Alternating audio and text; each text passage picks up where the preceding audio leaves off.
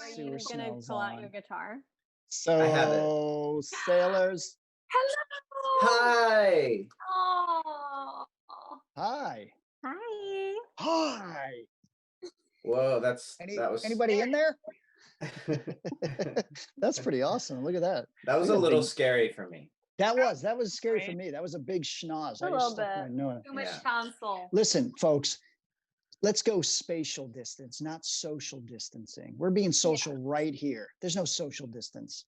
Yeah. Speaking of spatial, Judge, you look like you teleported to another dimension.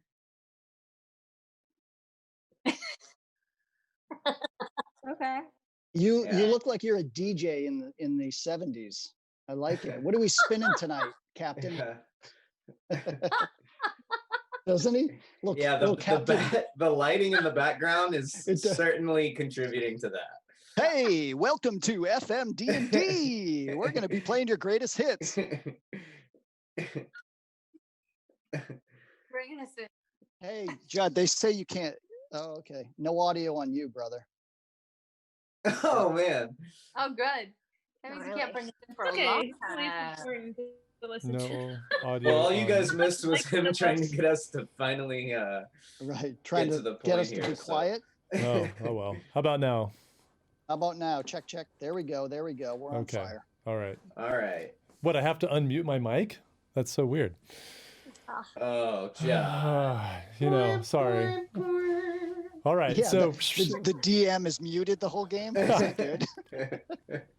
But somehow we never need him. We just Just find a carry way on. to carry on. I'm just gonna sit back and watch with a drink. He's like, you guys didn't notice I didn't say anything the whole game? You just started playing on your own? He's that good. He just like teleminds. That's into right. And we're all Okay. Well, everyone, thanks for joining us again. Now that you can hear me, welcome to another episode of the Role Players. We're so excited to see you. I'm Judd, your Dungeon Master. These are my wonderful players in all these different boxes. Who's ready to play some Dungeons and Dragons tonight? Me. Just Me. I am. I'm so ready. I'm excited. So, jumping in, and Chad, I always forget to tell you to grab your guitar. I actually have it come on. pretty Did you? handy, so just Okay, awesome. give me one quick moment. That's right. Chad, we got to do the metal version someday. You got to rock out some distortion and just grind it out. Oh wow. That'd be awesome. I like that, and your suggestion has been logged. I'll be right back. Thank you. While I was doing that, I just want to let everybody know that our beloved Jamie and Mike may be in right now for a bit, or they may not, I'm not sure, but they're definitely not going to be able to do the whole show tonight. They've got some personal stuff they're working on, but we will see them back soon. So hope you guys are safe and happy and healthy, and thank you guys for everything, of course. And then what else? What other announcements do we have? This episode is called Hats and Hairdos. Yeah. Yes. Just wanted to tell everybody. We did not plan to all wear hats, fellas, but looking good. Looking good. That's true. Looking good, gents. Yeah. And looking better, ladies. Looking better. Yes. No, I meant better than us. Not better, Oh yeah, we knew it. Here, I'm just. You know what I meant. I'm deleting Peter. Sorry, Peter. Bye bye. Yes. You gorgeous ladies of D&D. Just digging yourself in deeper. This seems like a good time to bail him out. Right. Oh, ooh, there we go.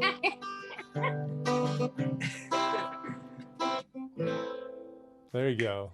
It started on a ship brought together by a storm. We traveled through the rift to a new world beyond. We were thrown into shackles.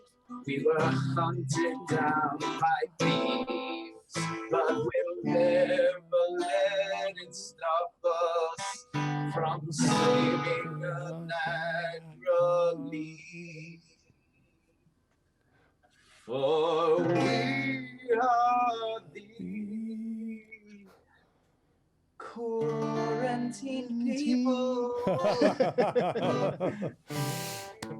Man, I still love that song. It's so good. With You still like 19. it. It is so hard not to like sing along because I don't want to dominate the audio feed, with Zoom. But Okay. Yeah. Well, We all picked up on that. Yeah. Yeah, that's a beauty, Chad. Yeah, we could see you holding back, and it's tough to watch. I say just let her rip next time. Wow. Yeah, Just I if agree. you have a song in your heart, you should never let it go. As far as I'm I concerned. love that. I love that. Well, thank you for that. Now, everyone, bringing us back in.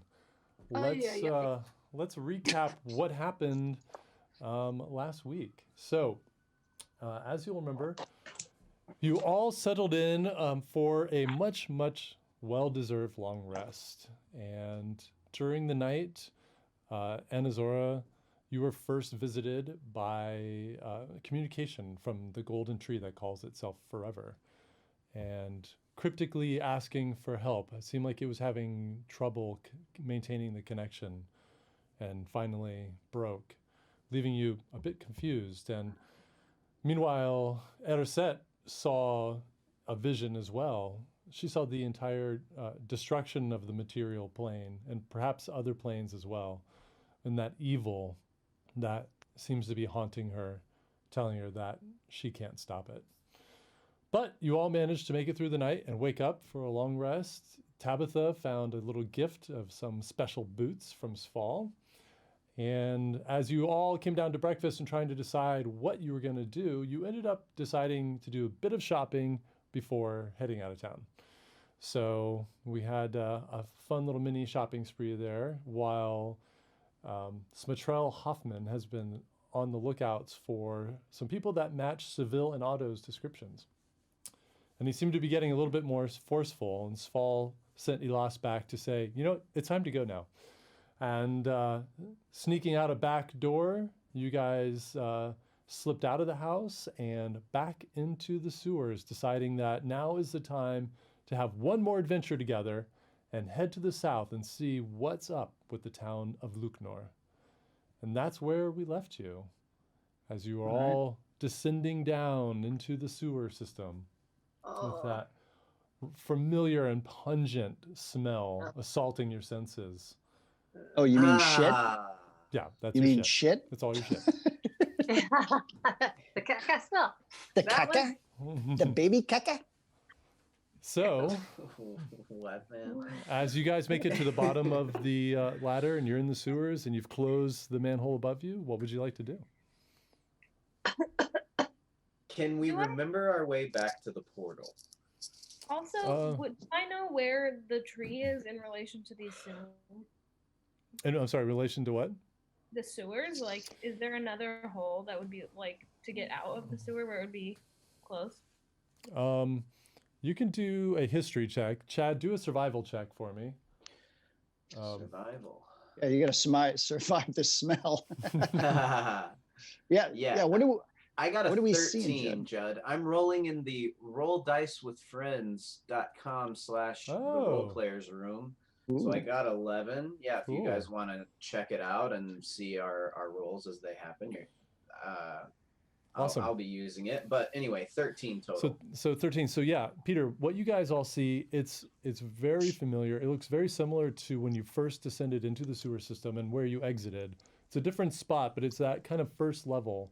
So you have a pathway. You see the sludge of the sewer streaming in from different tubes, filling into a main trough that's going kind of off down into the darkness. And I would 12 for history, by the way. A 12?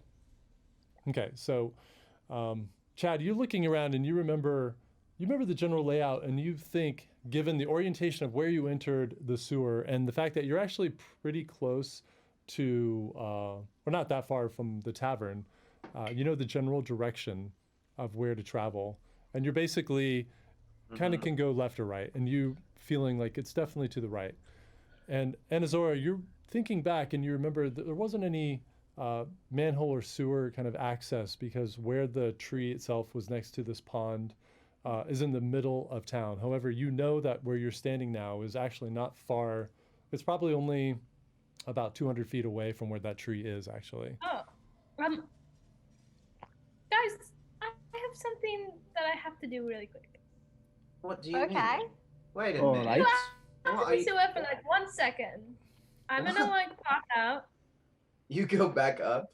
Yeah, I go back up. I'm like, where are you going? And Alyssa, can you tell us what Anazora looks like right now? I mean, well, she's like she's like orange, her normal orange self, and obviously just looks like a little. Is she still wearing her? Wait, you don't have my wait. you don't have Do my I? beautiful Did you beautiful makeup? Disguise?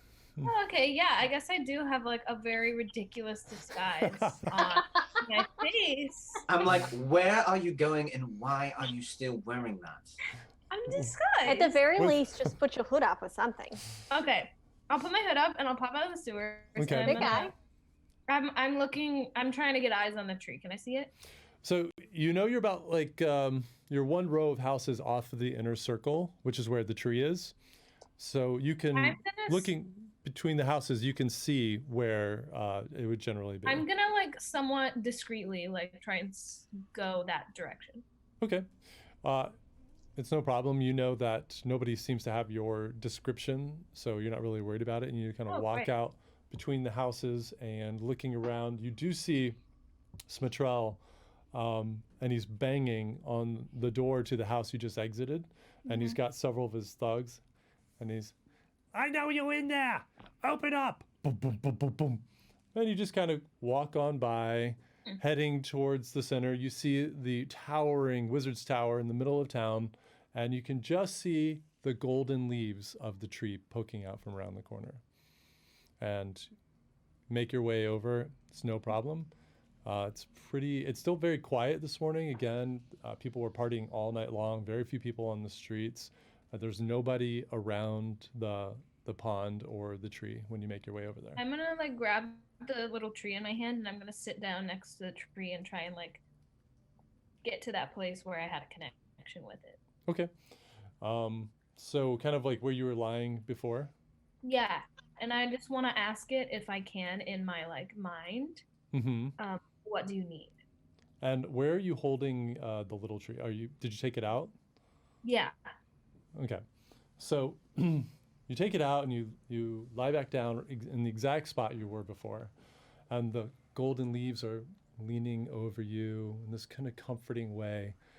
And the grass is soft and warm, and you feel the little tree in your hand start to just just get warmer and warmer. And opening your eyes, you can see it's glowing with that intense golden light. And you close your mind and you reach out, ask, what do you need? And after a moment, you hear clearer than in your vision, you are back. And as before, you hear a different language, but the echoes of the language you understand. And did you come to my dream the other day? Are you okay? Do you need help? I do need help. Yes, I came to you through what you hold. What do you need? You seem like you're okay. No, well, I need to get us reconnected. Why? Because this land has been taken from where it's from, and I can no longer feel my light. Can't say I can quite relate to that feeling. I think you can, though. I feel a similar light in you, though different. I can see in your mind this realm that you come from, this green, this endless green. Different, but similar. My realm, as much as I am, has existed forever. I guide the souls of this land back there. I am not connected. Something has ripped this land from its place. But why does it need to be back? The souls. What do I do? Can I do something to fix it? I think yes. Either help us get this land back, or have a connection in the way that you still have a connection that I feel with your land. I need the same. I need connection. Roll a religion check. Religion. 2 sessions in a row. How often Boom. do you see that, guys? It's a very rare This is skill. groundbreaking events in Dungeons and Ooh, Dragons. she has no religion. Okay.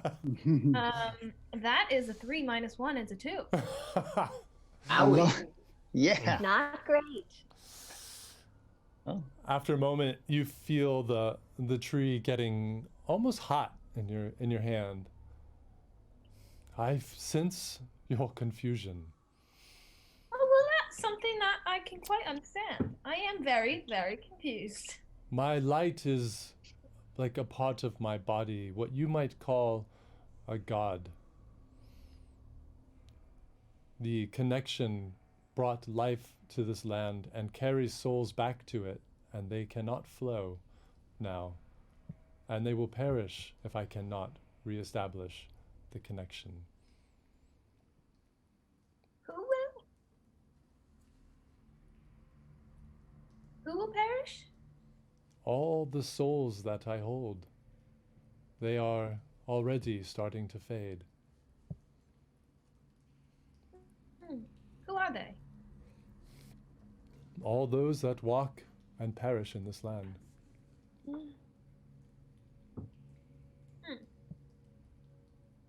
So, everybody who has died will die in the afterlife if you can't have a connection with your god? I fear they are fading. I don't know what will become of them, but yes, I think they will be no more. And so, how can I connect you with your god? There's something blocking this land, something that ripped this land from where we are from, out of our, since it's searching for the word, plane, to this realm. If you could remove that darkness, then I think I can reconnect. But you don't know what it is, or where it is, or who it is. I cannot see all. It is not my purpose. Well, Take my child with you. See what you can find. See if you can help. You are the only one I have been able to communicate with. all right. I think I'm more confused than I was before this conversation. I was hoping to get some clarity, but it is good to talk again. It is good to talk. I think you will know when you see it. You are headed, I think, the right way. All right, well, stay safe. And you as well. I'll get up and curtsy to it. You see the leaves kind of shimmy a little bit. And I'll just run back to the sewer. Okay. So after about 5 minutes, you guys see the cover slides back and she slips down, closing it behind her. Alas, how'd that go? And what was so important? Honestly, quite nothing. I went to talk to the tree again, and it was very confusing. All right. The tree. The tree. What were you Can you talking talk to with the little tree? Yeah, the tree, that's the mom of the big tree, or the small tree. It said that I need to help it in my dream the other night. And so I was like, were you in my dream the other night? Well, why don't you just plant it or something? The little baby tree? Yeah, maybe that's what it wants. It wants to be replanted or something. No, it's more like It her, didn't say that. her pet or something. Yeah, it kind of wants to be my pet. But it said All it right. wants connection to a god, and that people who have died are not going to be able to like live. And It sounds very serious. very serious, but there's only general, like there's no information about it. I don't know who Speaking of gods, to go. which god do you serve? I don't serve a god. Oh, I serve goodness. Goodness is my god. goodness is your god. And how do you define what goodness is? I take out my notebook and I'm like, goodness is her god. Good helps people and eases suffering Hmm. and creates more happiness. Well, you know, so many of the gods of the various pantheons, they all claim to do the same thing. So I wonder, maybe this deity, did they say who it was? Who this god in need of help? No. Well, I don't think it was the god that needed help. I think it's the tree needed to get to the god. And So all the god's- time that we've been talking, Judd, I've Mhm. like told them when I made that check earlier, I'm like, I think it's this way. Come on. And Okay. like maybe So we've you're all been walking walking. as we're talking. Yeah. Sort of what And what I'm I leading imagine. the way with my sneaky boots on. Okay. So you I'm see kind of like little scouting to see. Tabitha, though can't quite see there's not much light down here. There is some streaking down through some of the gutters, Well, I have my torch. and her torch is up. But you hear nothing. She's just silently walking ahead of you.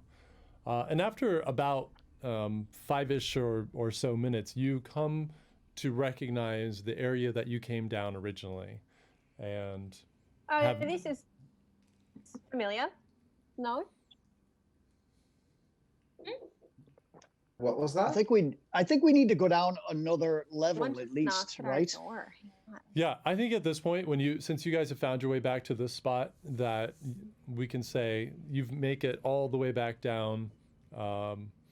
You remember, you came to that circular room with the different stairwells, and you went down the one to the right, and retracing your steps, down through the secret door, down the stone hallway, into the crock pit, where the kind of festering remains of the double-headed crocs are still there at the bottom. It hasn't been moved, hasn't been replaced. And you make it all the way back to the entrance of the cave to the necromancer's lair where you were before. Ah, this old place. Ooh. Home sweet home. All right. I'm surprised nobody's been here since we were last here. Well, That's strange. Well, might I have mean, been. I don't imagine many people casually lurk about the sewers. All right. I'm loading my That's hand interesting because crossbow, we Judd. met so many people who were lurking about the sewers last time. Well, if you We were count down the here. Falir, they're just mindless imbeciles. Yeah, and it was just the day before, by the way. Right.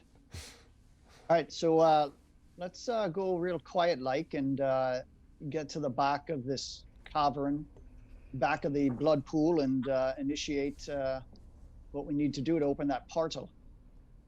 And Azora, did it give you any instructions? Not even one. Nothing. Nothing at all. What did it want to Can tell you you? speak with the little tree and ask for clarity? Does the little tree speak as well?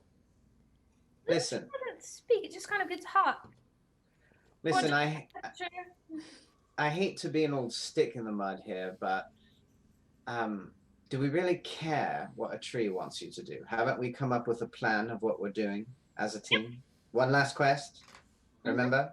I was So- just trying to It get seems like anything to trees. my dreams. All right. I was wondering if there was any connection. A connection between your dreams and a tree. Well, yes. A I know dream it sounds ridiculous, connection. but we're both from the Feywild. It didn't say anything about you. You're from the Oh, yeah. Feywild. What? Yeah, you're not.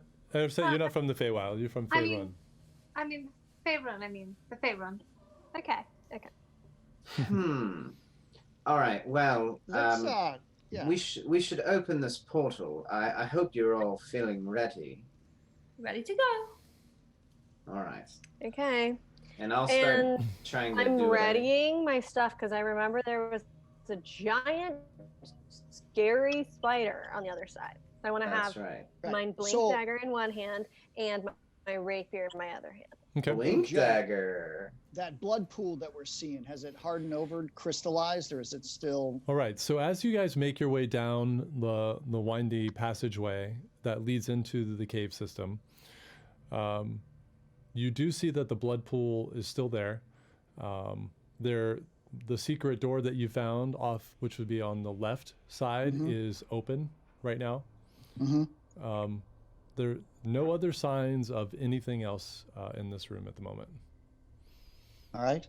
So yeah, let's. Investigation check. All right.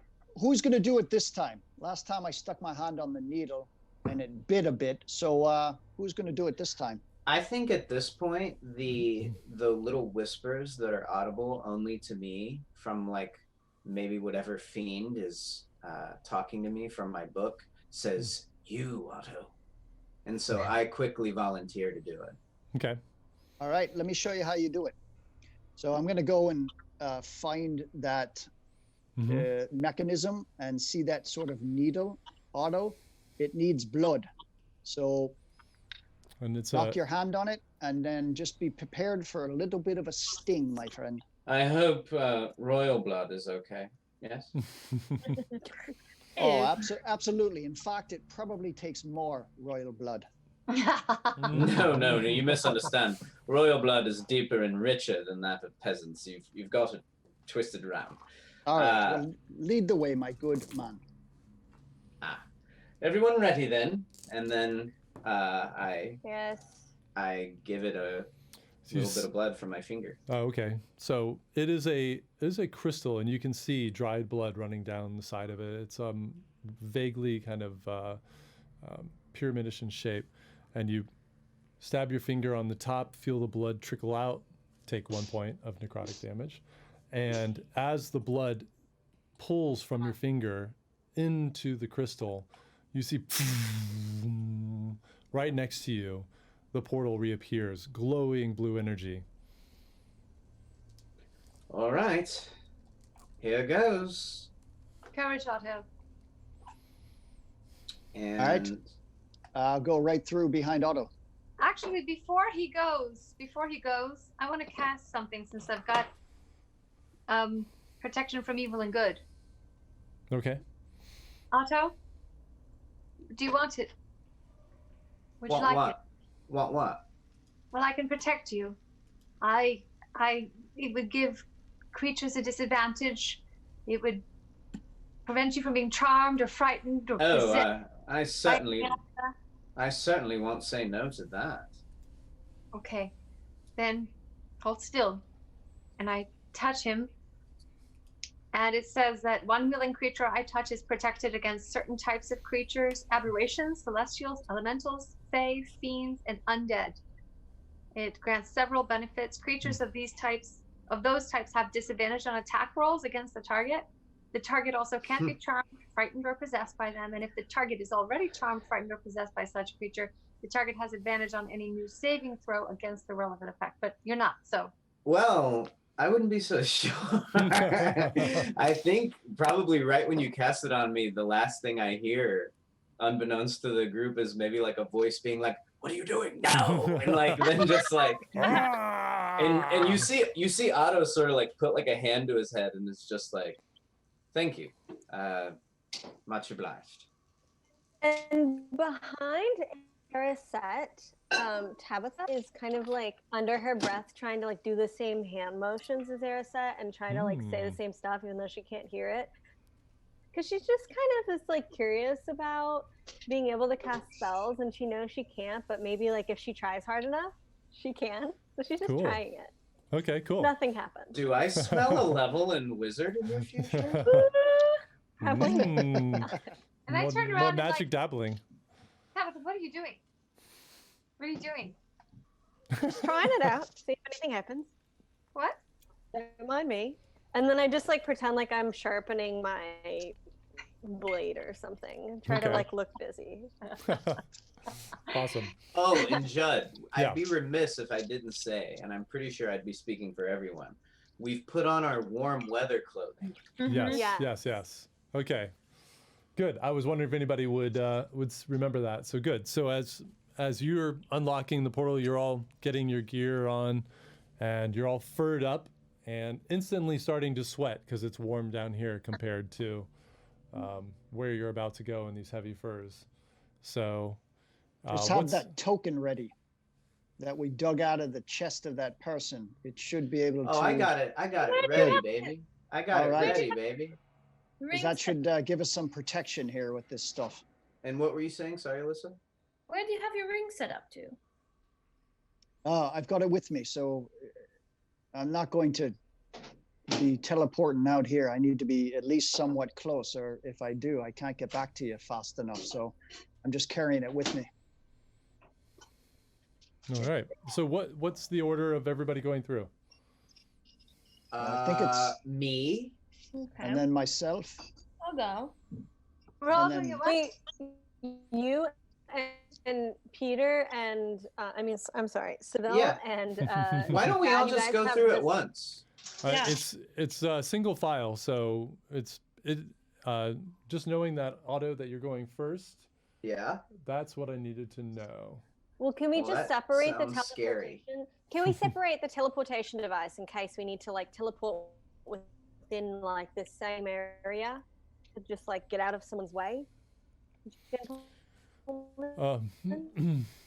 Are you saying this to the group? Because I'm at this point, Otto Yeah. and Seville, I think have already gone through. Yeah. No one ever listens to me. I'm going in next to try to yell. at Okay, them. and Anazora. Okay. Yeah, so this maybe is a nice thing to clarify, just so I understand, and I'm sure the viewers would want to know too. So Peter's bringing both ends of the teleportation with him. He's not leaving one back for I us. thought you had one and then he had one piece. No. Am I wrong? No, No, yeah. right. I just Yeah. Peter's got Yeah. the crystal I've got- skull in his backpack, and he's got the ring. okay. I feel like it should be separated amongst the party. But Didn't we have left one right on the other side of the portal in the blood pool? Yes, I agree, but it's too late, it sounds like. Oh god. Yeah, yeah. You Well, guys have, okay. yeah, you've gone through. I think Arisette, you're the only one who has. I'm Told the me. last one. Yeah. I'm like, what I And I- love No one ever it's listens like to it's us. like you're literally trying to think of something right as you're walking through. Just go through. I just go through. Okay. Awesome. So you all hear that rushing sound, see this dazzling blue light surround you, and then suddenly, boom, you feel that sting of that really cold air on your face, and you all appear once again on the side of this massive mountain chain that is behind you. And as you all arrive, now much more protected in the furs than you were the first time you were there, you see the snow around you begins to glow. Boom, boom, boom, boom. 4 red spots under the snow start to light up, and you see on around Otto's neck, there's this light coming up from underneath his furs, just illuminating the bottom of his chin, the same red light. And you hear shifting in the snow nearby, and then the lights dim and it's quiet. I saw something light up on my neck, Judd. Yeah. You who wouldn't, has but I the- think anybody who's standing around Otto would see it. Well, we have 2 tokens, neck right? We is have 2 illuminated. coins. It's not a We coin. have- It was a that- necklace. It's a necklace that you dug out of the skin of the necromancer that you killed. Or Oh, is that the one you're thinking you have, Otto, or are you thinking you have the coin? I don't think I have either of those things, as far as I know. No. Yeah, you guys- You just said you had one. I have the It was coin. needed to activate the thing. yeah, I remember that you guys recovered it. I All right. I thought Tim- Eris, I don't know who has that necklace. But I didn't think I did, but maybe you know something I don't, Judd. yeah. I'll I have thought to go back. Erisette may have dug that, like took her I- dagger and carved it out of that guy's chest or something like It's not a big deal. As Someone long as has it. you have it on your party. Dug it out, but I don't think I that. All don't right. think I kept it. But I get what you mean. So basically, Yeah, Judd, so we we're see protected. that the amulet is lit, and then that there are lights around us that are lit. Just underneath the snow. Underneath the snow, just like last time, you saw these 4 red points light up, and then beasts blew out of Don't the you snow. see what happens here? The necromancer's amulet protects us from these things. They won't attack us now this time. They must be held at bay by its power. And I maybe just to put some clarity on where it is, I'll grab it and put it around my neck and say, this should come in handy. Around your neck, though, I think that seems like it's going to dig into your skin like perhaps the other guy. Dig into my skin? No. And I don't know how it got into his flesh. I will judge. When she says that, I am a little bit like, ooh. And I try to discern if I think this amulet could be dangerous to me. Do an Arcana check. While he's doing that, I'm surveying the area for that town we saw and also shivering away the cold and seeing if I can find tracks to get ourselves down to this town quickly. Okay, hold on. I got 15. 15.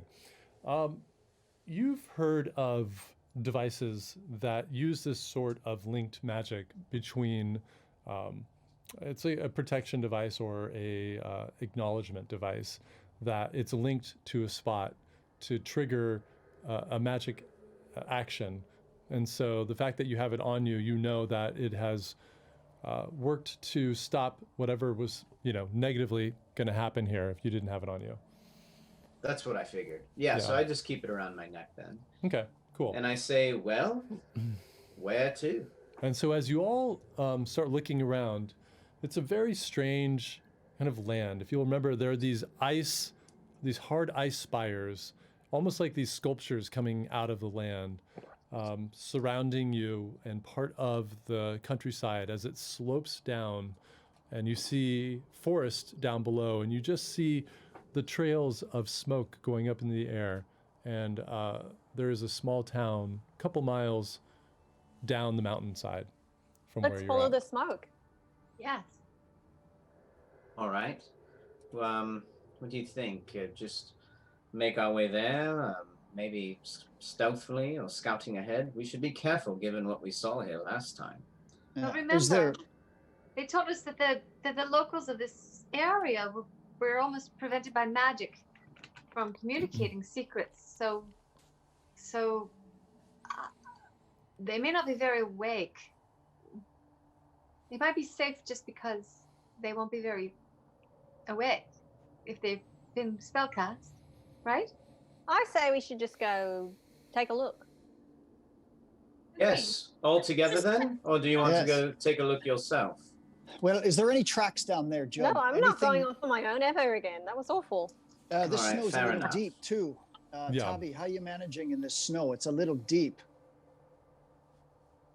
And how am I managing? How deep is it? Right here, it's not that deep. You sense that there's some kind of a platform underneath the snow here. So, Tabitha, it's only kind of a little bit below your waist. You can move through it. It's not too difficult. Do I have like snow shoes or crampons or like any kind of thing I can put on that would help me? You managed to find furs, but you guys don't have snowshoes or anything of that ilk. Now, it's so cold here that the snow, it's not a fresh powder. It's a little bit more icy. So it's a lot easier as you take a few steps. And because you're light, it's a little bit easier for you to make your way than the others as you start to move down towards the town. And hey, Judd, could we try to get close enough to the source of the smoke to look from afar before we get close? Yeah, like scout it out? It looks like, and you can see just the tops of some buildings. You can see it's about 2 miles straight down this sloping side of the mountain here. Yeah. I start walking. I'm like shimmying down in my little light foot situation. But yeah, sticking together, I think, with everybody, I think we all head that way. So I'm going to cast Prestidigitation on my inner shirt and the clothes and just to start warming up my chest area. Okay. Although I will say that the furs that you guys bought are pretty substantial, so you're already pretty toasty. But all right. Well, I'm doing it anyways because it's cool.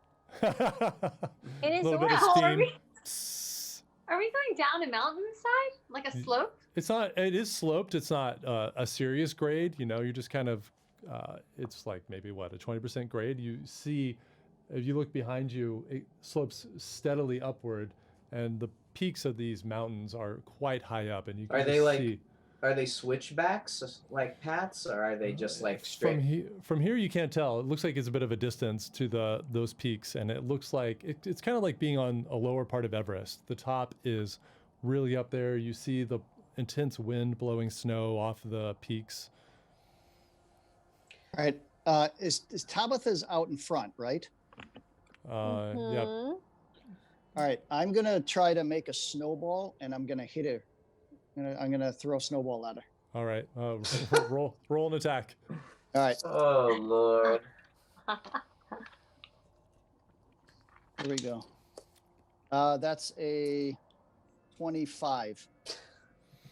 Yeah, that hits. You just tag her in the back of the head. And I just start laughing and coming up to her. I'm like, What are you doing? and I'm just gonna go on. Come on, let's get into a little bit of some fun here. I just kind of dance onward. Let's go look Hey, at this Judd. town.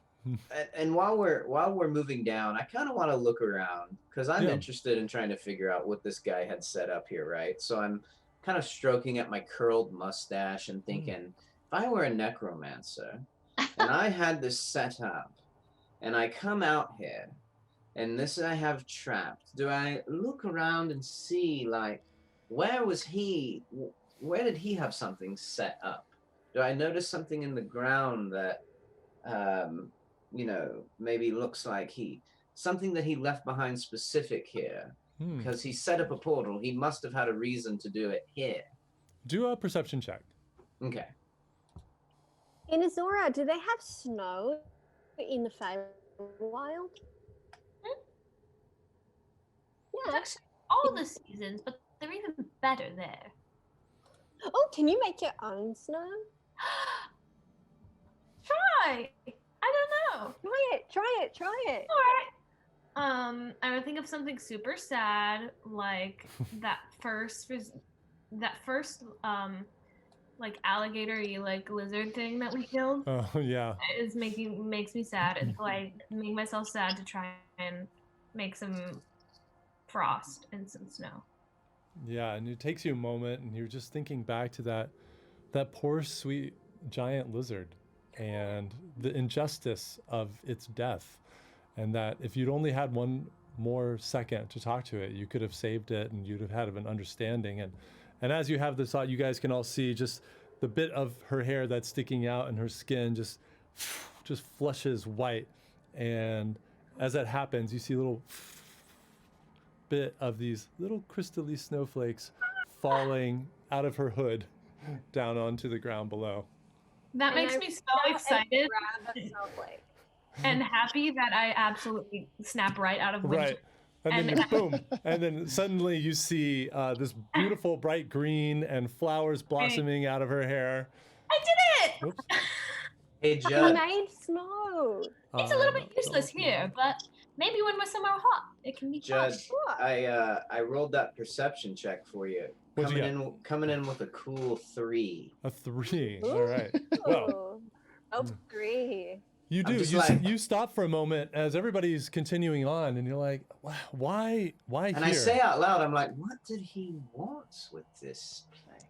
And it's interesting because, again, those ice sculptures that are part of this landscape here make it sort of difficult to see in some directions depending on how dense they are. What are the sculptures depicted as? Anything I can... They're not sculptures. Those are those spirals, right? They're like erosions of some ice formations, and it I leaves see. behind these like skeletal ice. They almost look like sculptures, like a kind of a Right. modern art sculpture, but it's really Right. just like a super hard ice. It's a hard ice. All right. So yeah, I assume I probably don't see anything that catches my eye, so I just continue on with everyone. Yeah, you just continue on. But as you guys start making your way down the hill, off to your right, you see a larger collection of those ice spires, and it's situated around a frozen pond. And you see a woman there, and she's got heavy furs on. They're darker than the ones that you guys are all wearing, and much more kind of rustic looking than the nice fine furs that you guys procured in Vorden. And she's got her bow out, and it looks like she's lining up a shot. What's she lining up a shot of? How far away? It's about 50, 60 feet away from you guys. And She's gonna shoot. roll a perception check. Can I roll something better than a 3? And Yeah. well, what'd you get? 13 plus 2. 15. Yeah, I'd say you kind of have to move out of the way of the party and angle between these eye spires to try to get an angle of what it looks like she's after. And you see some creature. You just see this kind of jagged razor mouth kind of as it's digging out of the edge of this pond, and it's starting to pull itself out of the water. Well, does it look like it's attacking her? No. It's a good like 30 feet away from her, and she's hidden on the side of an ice spire, taking aim. And Take an aim at us or at that creature? No, at the creature. Okay. It looks like she's going to kill a little thing. Kill what? So- I'm gonna use telepathy and go right into her mind Good and thing. say, there's a bunch of people up here. We're friendly. If you need some help, just look behind you. And I tell you what, let me do this. Why don't you tell that person yourself? What? Because we have a special guest star tonight. And let me see. Tell me what? Let me see if this works. Yeah. Oh, Hey. I hear, but hold on a I'm second. being very interrupted. Hold on. Can you repeat that? Hold on. I said, go ahead. there's friendlies behind you. A group of people. We're friendly. We mean no harm. We don't want to There it sneak up goes. on you. There it We're goes. behind you. Yes. Now I see you, and I just missed my kill shot. Oh. Who are I- you? Deepest apologies. Can you see me? I'm waving up That's here. right. Yes, I do. There's five of you. There's one with a mustache, quite big one. Yes. It's interesting. Now look. First off, I have no idea how I can talk to you back, but that's very interesting. Why Well- don't you come down here? And since you distracted me, and this as is how I make my living. you're having this conversation, sorry to cut you off. First of all, everybody say hello to Gabriela. Hi, Gabriela. She Hey is guys. we're so excited to have Yeah. you on Yeah. the show. The players didn't know this was a surprise, so I've been really excited. I was wondering It's actually what the that The three little dots. box was. it's Yeah. just like us too. Of when we first meet someone, screw up what they were trying to do. Yes. Yes. Yeah. Yes, welcome to the role players. You've got a good idea of how we Thank roll. you. Yeah. Yes. Yes. So Peter, at the Yeah. moment that you sent that message well, you don't know her name yet, to the woman, you see her lining up this shot, and she's shocked, and she pulls the arrow, and it hits the side of the creature, kind of almost just like a glancing blow, and it spins around and just gives this kind of unearthly and just this noise just seems to echo through, and it turns and it starts charging her, and She's gonna need some help. This is a Alright. problem. Yes. I'm immediately gonna throw my blink dagger Yeah. okay, I well, need to pull my bef- bow. I'm if gonna I'm need within you, range. I'm gonna see. I need you all to roll initiative for me. Okay. Yes. All right. And- So, yeah, while we're doing this, I go right back into her mind and said, I have no idea what you're saying. I can't hear you. You can Can only you hear just me. talk out We're loud, coming. you jerk?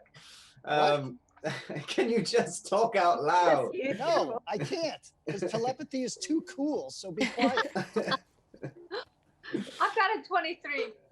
Okay, sorry, I had to turn on the terrain cam. This is all really interesting doing this remotely. So let me see if this will Me neither. survive.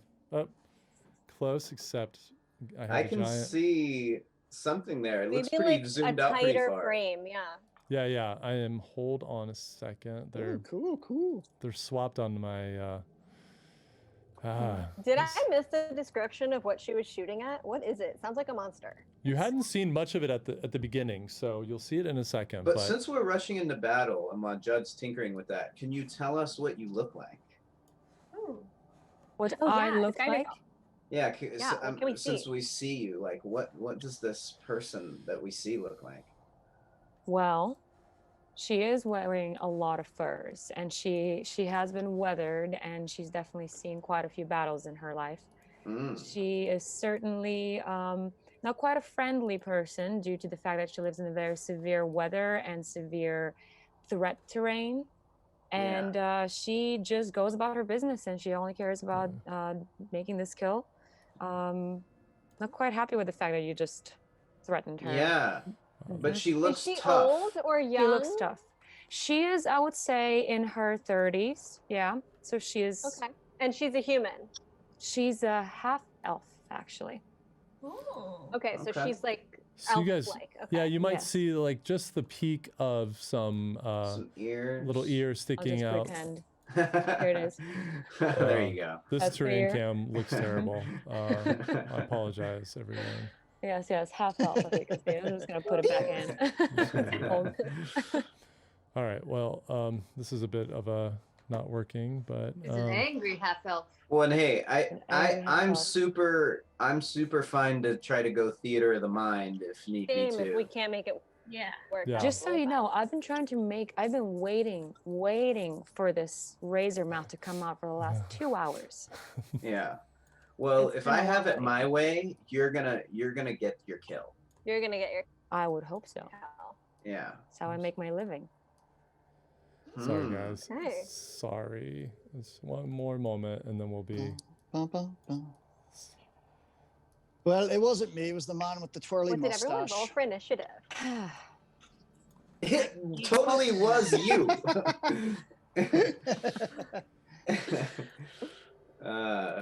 Trying to but be this so is great. nice. Yeah. Okay, good enough. All right, everyone. Thank you for your patience. All right, so initiative order. Give me 20 to 25. I have a 23. Oh, nice. That was set. Oh. Hey. All Maybe right, you could hunter's mark that thing. 15 to 20. 19. 19. Yeah. Very good. Pretty good. All right, Very 10 to, good. 10 to 15. Uh-oh. Uh-oh. No. Okay. 5 to 10. 8. 7. 9. Wow. Also 8, Peter? Yeah. Hey, since we both have 8s, let's just Yeah. only do like tag team moves. Okay, This fight. totally. Oh, Totally. that's so dope. I think it's only fair that the person whose job was screwed up has to go last. So you guys take agree. care of it. Go ahead. Wait, did you also get 8? No, she had 7. And you're like frozen. Oh, Gabby. Okay, yeah. Yeah, you sit back. Let us fix this Yeah. later. Yes, please. I will love it. watch. Okay. And I think so- since 7's a lucky number, that only proves we're gonna kill it. Oh yeah. So all right. So Erset, you are up first. So you see now that this beast that came out of the snow, it's an interesting kind of compact. It looks like a cross between almost like the size of a pig, but the whole front of its face are these kind of forward jutting razor sharp teeth that you could see the Okay. hole that it cut as it came out of the water. It even has like a fish-like spines on its back, but 4 legs, and it is just racing toward Gabriela, who we don't know her character name yet, but Okay. also got a terrible initiative, unfortunately. That's good. All right. All right, We so like that. Erset, what would you like to do? So Okay, at I this take point, the you're short probably, you are probably a good like 80 feet away from it. Well, so I want to run forward. Okay. I just like vroom, vroom, vroom, to get just a little bit closer, because I have about 20 of movement, right? I think you have 30. 30. Okay, so I run towards it until I'm about 50 feet away, and then I take my bow and I aim right for its mouth. Okay. Ooh. Go ahead and roll an attack. Got a 19. Yeah. Does that go plus anything? Plus 8 is the Yeah. hit, so that's a 27. Yeah, no, you hit it. Yeah, 27. Big time. Yes. All right. And then, should I Well, roll now my you- damage? Yes, please roll your damage. I got a 5. Could 5. have been better, but got a 5. Okay, all right. But all right, you all right. also add your. Did you whatever add your to modifier? damage. Yeah, that's with my modifier. Okay, No no. Okay, problem. so that's. Oh, we were just, No problem. Just asking. It's You're not. I fine. was far away. I'm still 50 feet away from it. So even And though it you, goes as right you now, you sprinted through the snow, at the same time you're pulling out one of your arrows, you're getting your bow off your back, and you're lining up that shot. You slide in the snow to plant your feet and let it go.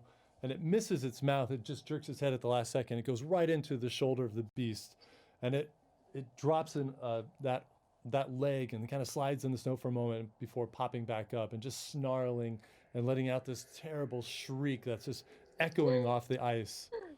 Do you want to have anything else to do? I bonus shout action? to her. I say, "We've got to. Just stay out of the way. Stay away from it." Okay. Anazora, you're up. Okay. Seeing this looks like a beastie boy, and like I can't talk to it. I will get my shield out, and I'm running straight for it with my long sword. Hell yeah. Okay. And Yeah. I'll roll, and I'll get. Let's see. I don't know if you're gonna. You can probably dash to make it all the way there. Am I farther than other people? You can, yeah. Well, no, because everybody was about what did I say? I think 80 feet away from 60. From the creature. Oh, Oh, okay. from the creature. Okay. Yeah, yeah. So you can get right up next to Gabriela's, next to this woman. There you go. There you go. All right. I'll get up next to her, and then I'll throw a javelin. Oh, okay. Woo, nice. Cool. Love ahead. Wonder Woman. Javelin. 13. 13 total. Yeah. Just misses. Oh. So Sad. you get in front of this woman and you're pulling out javelin.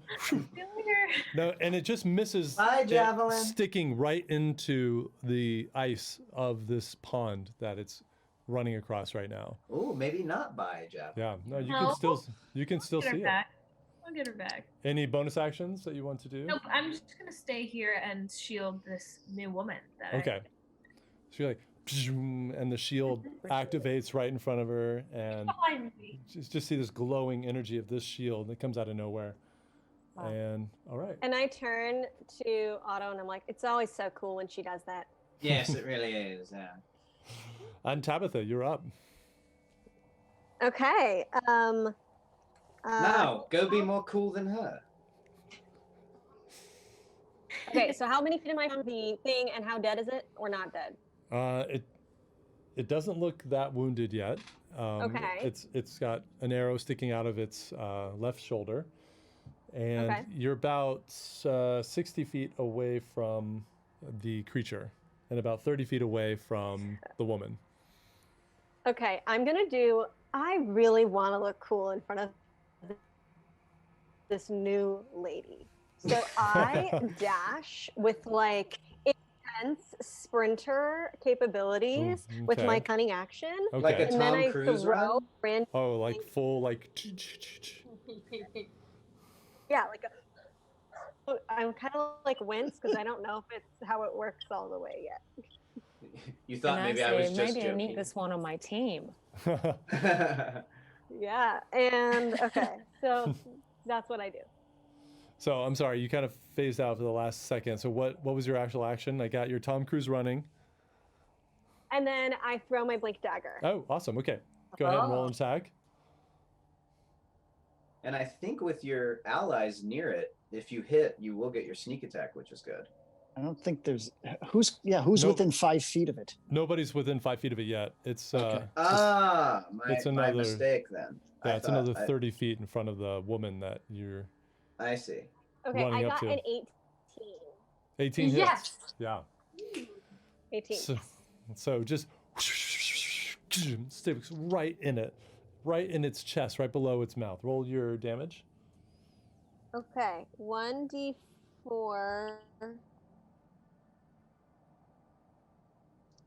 which is, I don't know which one it is, you guys. Is this It's the? What are you Or shooting? is It's no. Your It's dagger is the 1d6. pyramid. It's the triangle shape. this? Yeah, No. you're right though. I think the Yes? dagger. It's 1d. Yeah, Oh, that one. yeah. Okay, 1d4. so that Yeah. is a 4. Nice.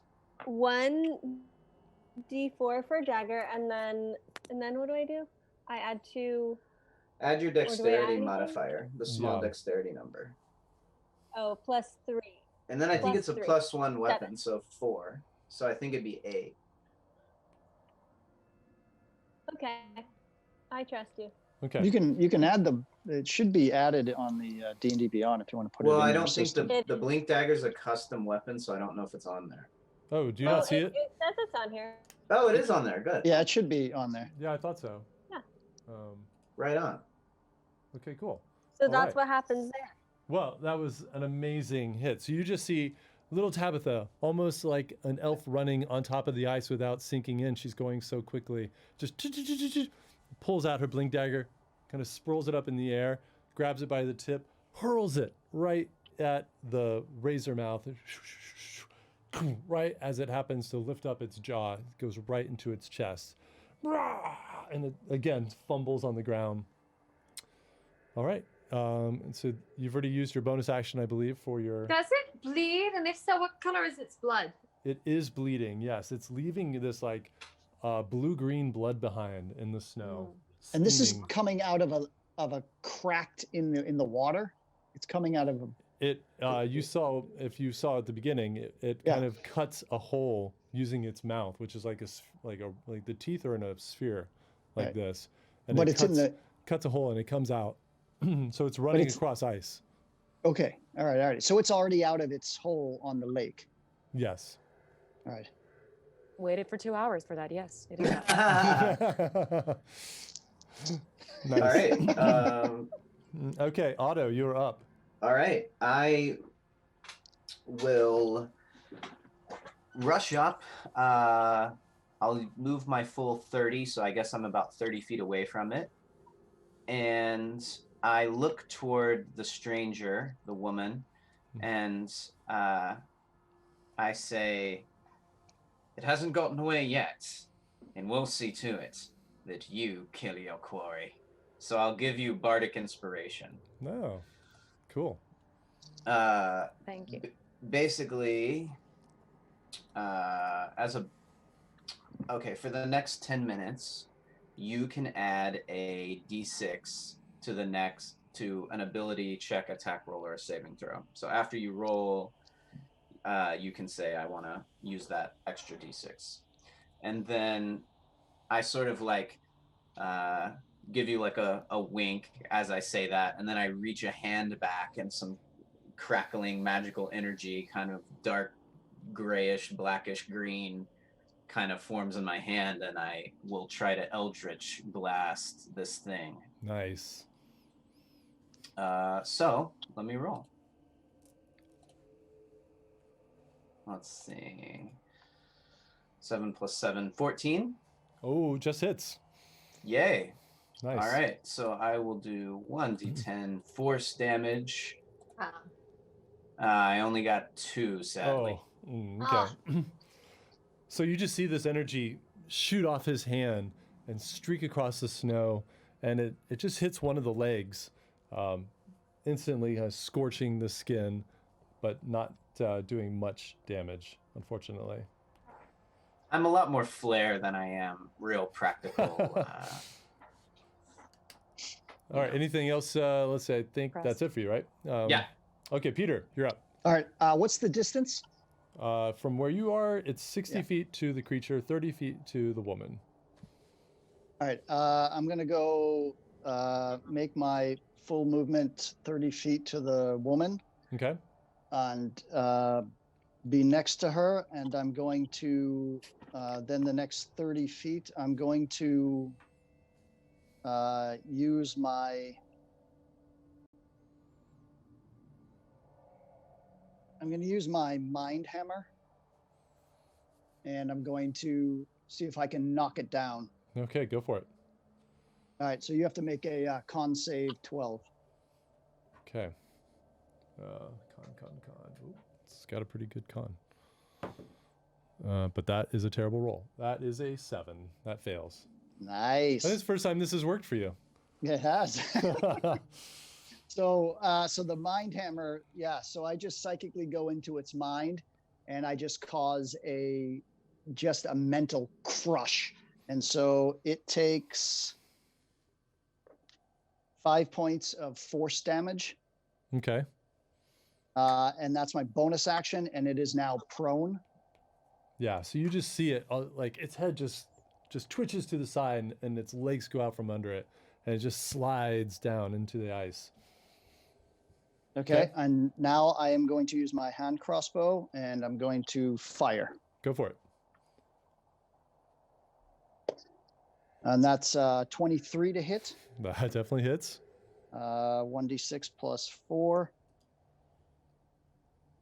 And that's 6 plus 4 is 10. How do you want to end it? Oh, Nice job. So I have my hand crossbow. I sheath it on my thigh holster, and I turn around to this young lady, and I said, "I'm terribly sorry for interrupting your kill. If you allow me, I'll drag this over for you, and I apologize. My name's Seville Ranta. What's your name?" Well, my name is Dagmara Paterna, and thank you very much for finishing what you started. I really appreciate it. Apologies Dagmara. again, and I'm going to go over to the beast and start dragging it over. Okay, cool. If you- Dagmara, you live here in these parts, do you? I do. Yes, I live in the town of Luknor. I've been there for the last 10 years of my life. Hmm. In what news of Luknor of late? We've only heard rumors, but you would know the truth of it. Well, it's quite the calm town. That in itself. However, outside of it, we always deal with threats and beasts and all sorts of terrors. So myself and a few other hunters are the ones that usually go around these territories, but nothing too disturbing, I would say. Nothing that we know of. What is this thing called? What is what I called? gestured to the creature? creature that we just killed. That is called a razor mouth. It makes really, really good, exceptionally good armor that I actually supply to my citizens. So I do Can I have. be a citizen of yours? I'm sorry. Can I be a citizen of yours? I would love some armor. Well, I suppose we can make a deal since I did not have to waste any of my arrows to kill it. So why don't you follow me to town, probably? And Oh, as sure. they're talking, Judd, I'm going to take a couple steps behind myself, like back up a little bit, and then Okay. try to use bound return to get my dagger to come back and like try to like show off and see if it comes back to me. Yeah. I'm just gonna go. My javelin is in ice, right? Yeah, it is. Does this ice seem thick enough to stand and walk on? Do a perception check. And Tabitha, as she's looking out, you just see the dagger still embedded in the chest, and you step back and you kind of just will it to come back to you, and you see it vanish and back in your hand. Whoa. And then I flick it around and I stick it back where it goes, and I'm like, Feeling extra cool. yeah. That's awesome. That is rather cool. Very impressive. Very Okay, impressive indeed. I got 12 plus 2, 14. Yeah, the ice looks pretty thick here. You can actually see a bit of the hole that the razormouth climbed out of, and the ice looks several inches thick from where from what you Cool. can see. I'll go get my javelin then. Okay, so you walk across and just grab it and pull it out, and then you fall into the. No, I'm just kidding. No, it's all Yeah. Yeah, I was waiting for that. Bye guys. See you later. Bye. So I've started wrapping my rope around this beast, hooking its legs and around its neck, and I'm just having it slide behind me through the ice and just dragging it up to Dagmara. Okay. Well, Do thank they you. come in packs, these things? Pardon me? Do they come in packs, these razor mouths? They do start off in packs when they're little, and then they start to kill each other off. So the strongest one survives and hides in the lake.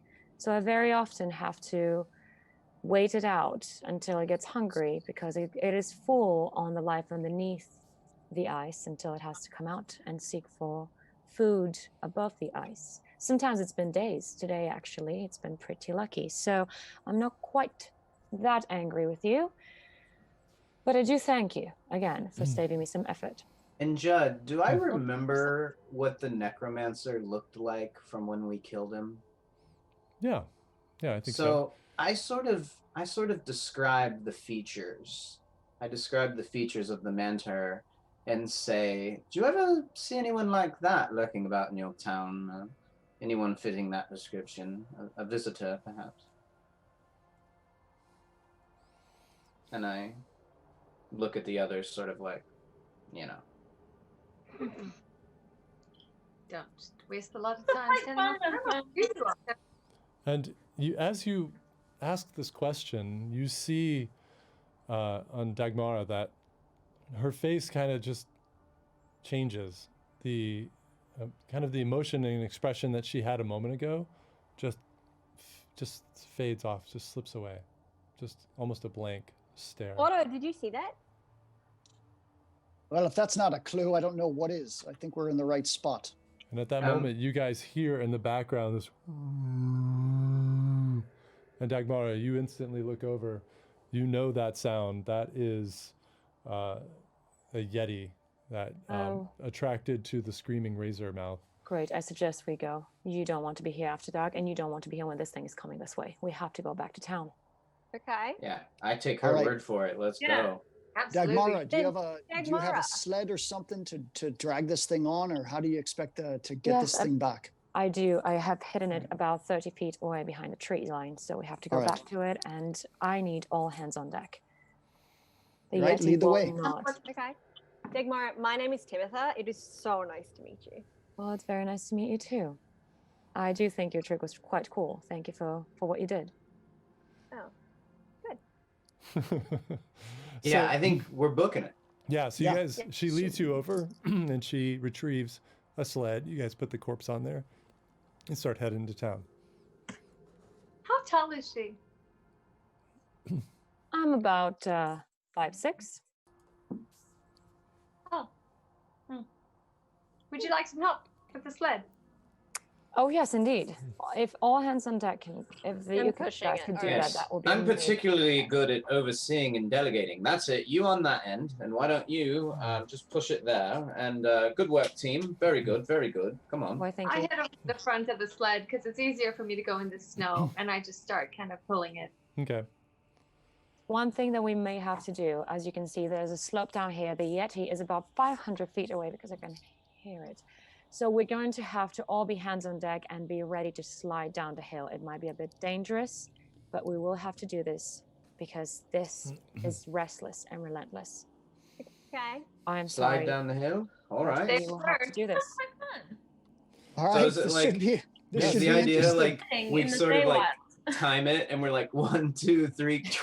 Yeah, you guys all kind of clamber on top of the sled, and Hold on tight. some of you kind of actually are standing on the I'm actual standing skis, in the back on one of the skis with Yeah. Dagmar on the other one or something. and just I can be on someone's lap to save space. Sit on my lap.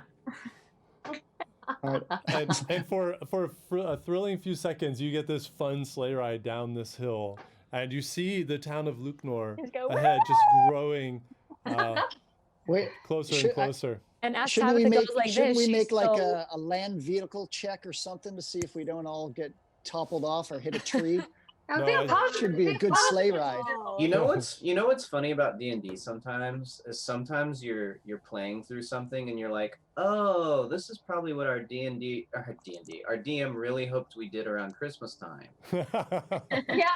He Right. probably had this all factored in for then, but Right, but you guys are anyway, just I'm glad we're doing it moving now. so slow. Yeah, it's fine. It's fine. It's, 4 months Wait. later. yeah. We got. Someone's gonna make Summer. Someone's gonna make a roll here for the bobsled team. Yeah, it was probably like. I already did. You guys are nailing it. No problem. Yay. So But just one detail is that as Tabitha raises her arms, just enjoying the adventure, she slightly raises from the sled because she's so light. So I do grab her. And put her down before she flies off. that was I at that just, moment. she, like- look over and like chuckle. I knew I should have tied a rope with her. I knew it. I do like her. Sorry. She'll be my friend. Sorry. And after a few more seconds, the bottom of the hill kind of starts to flatten out, and the sled stops in the snow. And you're about 40 feet away from this small, sleepy town. And up close, you see all the buildings are made of the same kind of dark brown wood. It's very rough hewn. It's so opposite of the beautiful city of Orden that you just left. And you see multiple chimneys going with smoke up in the air, a few people making their way through town, all bundled heavily. And what would you guys like to do?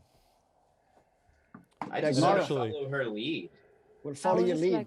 And actually, I think I apologize. I just saw the time. I'll jump in here, and we're just gonna take a quick break. Cool. Since I didn't realize it was 9:30 already. So, thank you, everybody. We'll be back in about 10 minutes. You guys go get a drink, get yourself ready. See you We'll guys then. Be right back Yeah, with y'all. it's good to see you. And so good to welcome. see you. Thank Yes, you. I'm so glad you're here. Thank you so much for having me, guys. Where's we- Steve? Steve's got to be around close somewhere. I can Is bring he- him. He's in the other room. Oh, well, tell him. Yeah, tell him Yeah. I said hi. I will. Well, during this break, he can come over. Totally. Yeah. Awesome. Yes. I'm All right, gonna guys. go pee, guys. I'll be right back. All right. Same. I'll bring Steve.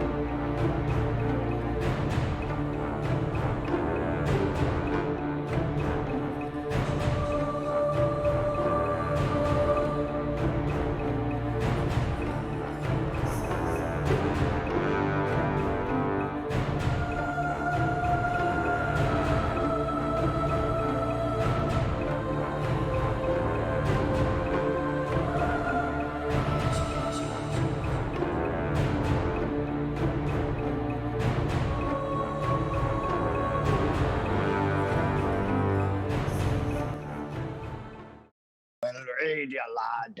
Okay, Oh. we are back, and we have one window. Boy, I really can't wait to be back on our set and not doing this remote thing, because Maddie, you are my terrain camera. So let me fix that really fast. But are we live? Are we back? Hi. We're live. back? We're We're back. back. Everybody say hello. Hey, everybody. Hey. Hi. Everything's So all the messed chat up. room. Yeah. Sideways. What is your favorite? What What is your favorite quarantine drink? Oh. What you all drinking out there in Chatland on this quarantine Azar, I evening? think you messed up your camera. You need to turn it sideways and back or something. We have you vertical. Creamy. That's so weird because Creamy everybody Earl else Grey is tea. sideways on my camera. So I don't know. Okay. Creamy what Earl are you Grey drinking? tea. Basically, what we're trying to tell you is you're the one that's sideways, and it's not all of us. Or No. we can turn this way. We had a Let me gimlet get- last night, and that was so hard. Better? Oh, I think that fixed it. Did that fix it? We're, Yeah. everybody looks okay except Maddie's in Azar's spot. Yeah, no, I'm fixing it. Don't worry. Well, bear with us for a sec, guys, while we get it all fixed. Sorry, guys, we're not used to this. We have a sound stage that we shoot on normally, and because of coronavirus, we're doing this remote thing. And if anybody, I think a bunch of people just came back, came at the break. So for those of you just jumping in while Judd's fixing that, you should know we just met a new potential friend or companion, and as we teleported into the snowy mountains of Luknor, and we're like on our way to this town. So it's all very exciting and new. You picked a really good point to jump in if you're just joining us, I'd Definitely. say. Yes. Cool. And we're all wearing furs and looking Very Jeremiah Johnson-ish, if everybody knows. Oh, that's a Jeremiah deep Johnson. cut. That's a deep cut, and that is an underrated piece of cinema. I Peter, think so. to answer your question, Yeah. I'm drinking creamy Earl Grey tea that I bought very specific standard. That's called, I think, a London fog. Yes, Ooh. that's what I'm I- drinking. Ew, nice. What's the I have creamy part? I Does have it the come same pretty thing, creamy? but I'm drinking yerba mate with some creamy oat Even milk. drinks yerba mate all the time. Yes, It's so good. It's so so good. I've I been always wanting to drink try wine, yerba you guys. mate so I can cut off my caffeine intake, which is I know. I can't help it. I'm addicted, I think, at this point. I Sorry, got everyone. really good about it when I came back from my trip to Italy. I came back and I was like, I can't drink brewed coffee anymore. I will only have espressos and lattes. Yes, So I remember you now were I have saying. one in the morning and one at 3, and it's much more contained than the situation before. But it's still a little too much. Like I think I do have a problem. I commiserate and Oh, all I'm- right. Thank you, everyone, for your patience Oh. as I do some screen wizardry there to get us all looking like we're all in the right places here. All right. So coming back in, you guys just jumped on Dagmara's sleigh, and with the kill of the Razormouth, sliding down the hill and approaching the town of Luknor. And what would you guys like to do? Do we arrive at the bottom okay? Yeah, you're fine. You just slid the hill, Yeah, I leveled think, out. as I said at the break, I just sort of step back and follow our new Dagmara. our new companion, Dagmara's lead, and kind of follow behind her. Dagmara, how friendly are the people in this town?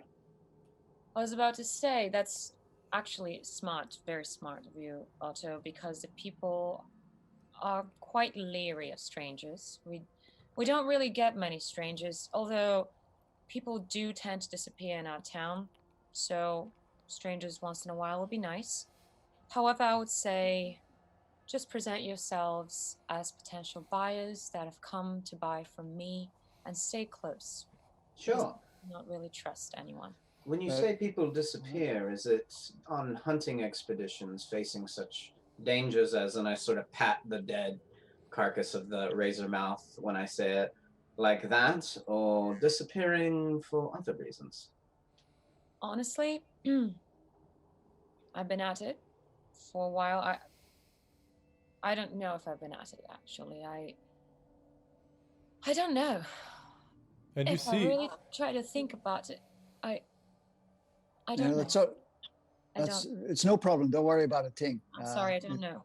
That's all right. That's all right. So let's get this beast out of the cold here, and why don't you lead us on and Yes. tell us what we need to do? Yes. Do you have any I family? I'm sorry. I said, do you have any family? No, I don't. I suggest we keep going. I see. Let's go. I turn towards Anazora and I'm like, do your thing. See if she's a nice person or she has the weird thing. I'm gonna, yeah. okay. So And as do my divine sense. So as Dagmara starts leading you over to what looks like a blacksmith's building, and it's not a big town. Just walking through town now, you look over and you see there's an obvious tavern. There are small houses here and there. It looks like there might be a bakery of some kind. There's a butcher, but she's leading you towards this blacksmith's building. Though there's nobody else, you see an open area, blacksmith tools, but there's nobody inside. And Anazora kind of steps back and moves her arm through the air, just trailing these beautiful magical leaves that spring out of nowhere. And then they start to swirl around her, and one appears in front of her. And it remains green and starts to kind of almost shimmer a little bit and shake, and the edges of the leaf itself start to blacken and curl just the edge, but it stays bright, beautiful in the middle and falls to the ground. Anazora, what does that mean? What did you just do? I think she's good in the core. Okay. If I can, I kind of want to let her, since we're following her lead anyway, Judd, maybe get a few paces ahead of us Okay. And I kind of want to turn back and keep my voice low and like say to whoever is in the back rank of the group, I don't know if maybe it sounded like Peter was maybe near her, but whoever is around near the back, I just sort of like point to my head and I say, something has taken hold, clearly. And I recall, didn't we learn that the people of Luknor were maybe being Yep. mentally? So I'm Yeah. like, I just sort of remind everyone, and I like point, and I'm like, something has blocked her thinking. We have to penetrate it somehow, Otto. You're exactly right. I just don't know how. I've thought through all my stuff. I don't have anything. Maybe you do. All right. I will think about it. Shh. How can we get any information? And at this point, I turn to you and I say, shh. Can't you see that people are looking? You have to follow me closely. And you do see suspicious looks from the people, not welcoming at all. They just kind of stare at you. Yes, sorry. Didn't mean to lag behind, and I make sure I stay close to her the rest of the way. And Dagmara, you take your sleigh, you pull it around into an area in the blacksmith's shop, and come out of there, shut the doors, and lead them around the corner where there's a set of stairs that go up to the second level. And Judd, I wanna try something once we're inside this place. Okay. Once the door shuts, I have the badge, the token of office, and it says in my notes that you told me about it. It dispels magical effects. Is that right? Ooh. Yes, that is correct. I behind her back, I try to dispel any magic that's on. Sorry, tell me your character name one more time so I can make a note. Dagmara. I try to see if it dispels anything on her. Okay, and you're waiting till you actually make it inside the room, right? Yeah. Okay. Once the door's shut, I was saying, yeah. Okay, so you all make your way up these outside stairs, scraping the snow off your boots at the top, and you follow her inside a small room. You see there's a very simple table there with a lantern, 2 chairs, there's a doorway to presumably a bedroom or something, and very sparse. You see skins, you see various pieces of leather works in progress, armor pieces laid up against the wall. You see several weapons. Everything is very hunting oriented in here. And shut the door, blocking out the sound, which I probably still have going, actually. And she moves over, lighting the lantern and starting to get the fireplace going. And Otto, you pull out that coin and holding it up to her, just concentrate on removing. Little wry smile a little bit. And Dagmara, as you are leaning over and putting some logs in the fireplace, you feel this intense pain in your head and just collapse. And as you see the room fall sideways, suddenly you are flooded with all of this imagery, all of these realizations that have been out of reach. You see some blood trickle out of your nose. The intense pain crescendos and starts to ebb away. And you're just gasping for breath, curled up on the floor.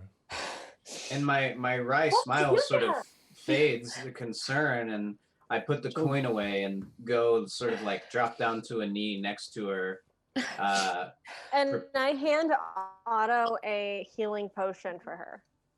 Yeah, I flick the cork off with my thumb, and I say, again, I'm trying to keep my voice low enough that maybe anybody outside wouldn't hear, but I say, I've tried to remove whatever it was. I sort of nod over to Ariset since we were just talking about removing it. I think it may have done the trick, but there could have been, some collateral damage. And I look at Dagmara and I say, are you all right? Can you hear me? I want to know what you did to me first. I say, you'll have to forgive my doing it unexpectedly, but it was clear that you were under some sort of foul spell, one that I hope I've removed.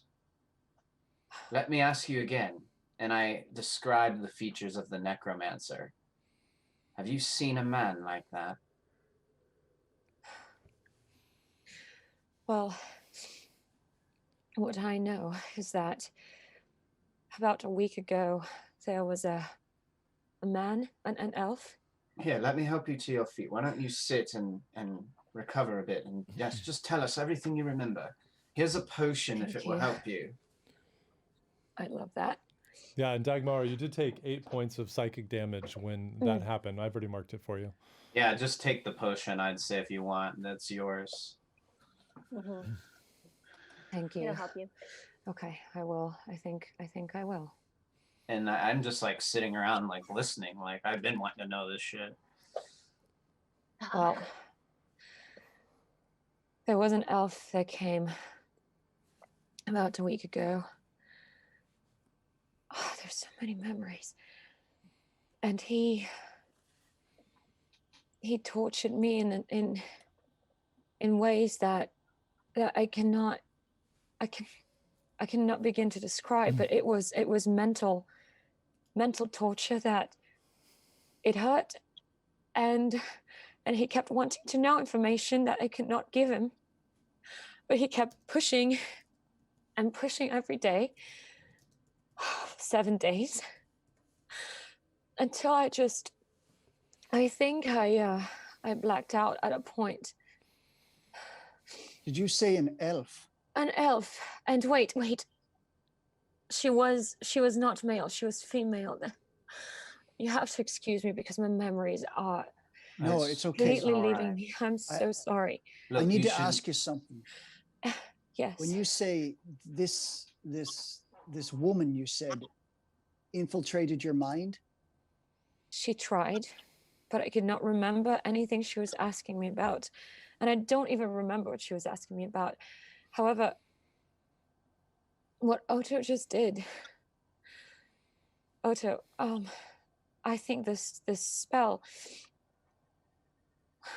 It's all right. Wait, I think I've lost Tevin. Have you? Oh no. And I just sort of like go and maybe put like a comforting hand on her shoulder, and I say, listen, it's all right. Just, we're here to help you. We have made it our mission to take down those that have done this sort of thing. So just know that we're here for you. What happened? Who is it who's gone missing? This is so strange. I'm remembering things I haven't remembered in 10 years. 10 years. How long you've been here, right? Yes. You started forgetting things right when you got here? That would make sense. Maybe we should all be worried about our own. Tevin is... Oh my God.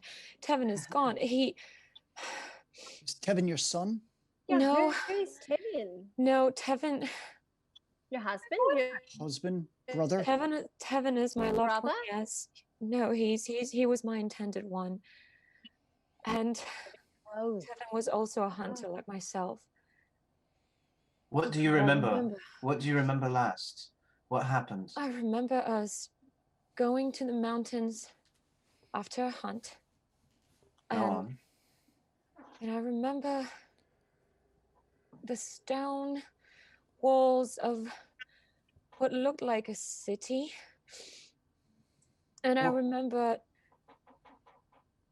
we both walked in there. I think our prey had escaped into it and we followed it. But we were also curious because we saw this magnificent structure that looked like it was etched into the mountain. So we decided to follow it.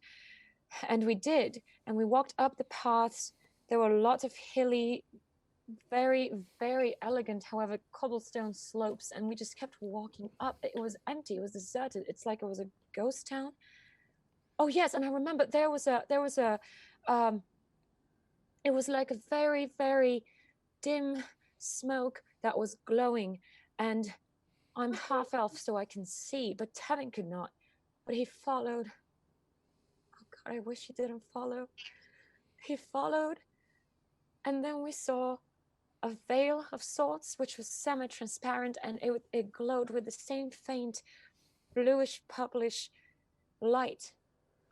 So Tevin kept walking because he couldn't see it, and I couldn't warn him in time. He passed through the veil, and he disappeared, and I went towards him, and as soon as I touched the veil, I woke up here, in this room.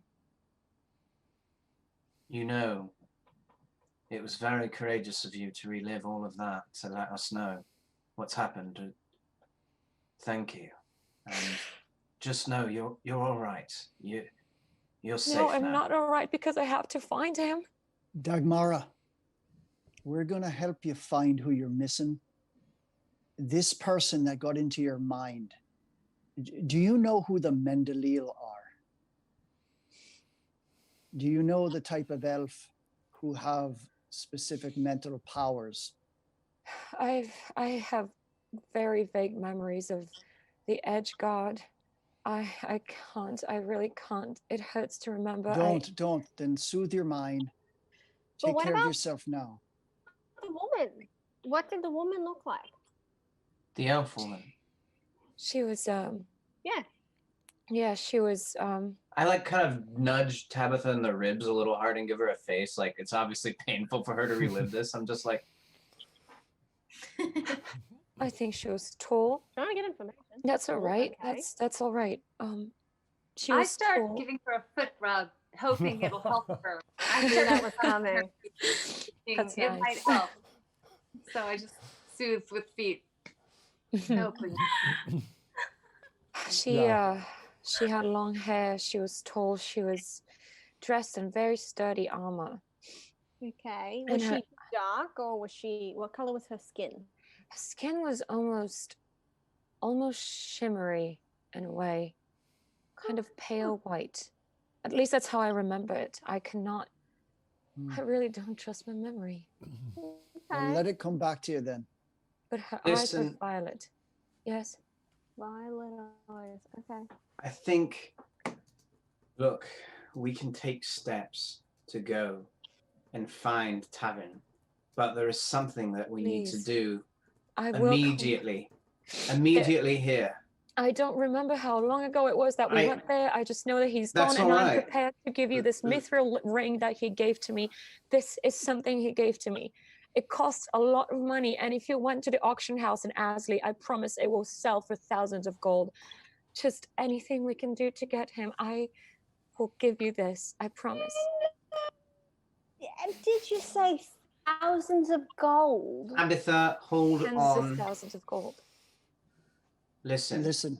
I go and tap on the window. I don't know if there's a window, but I make reference to outside, and I say, the lot of them are still enslaved, as you once were.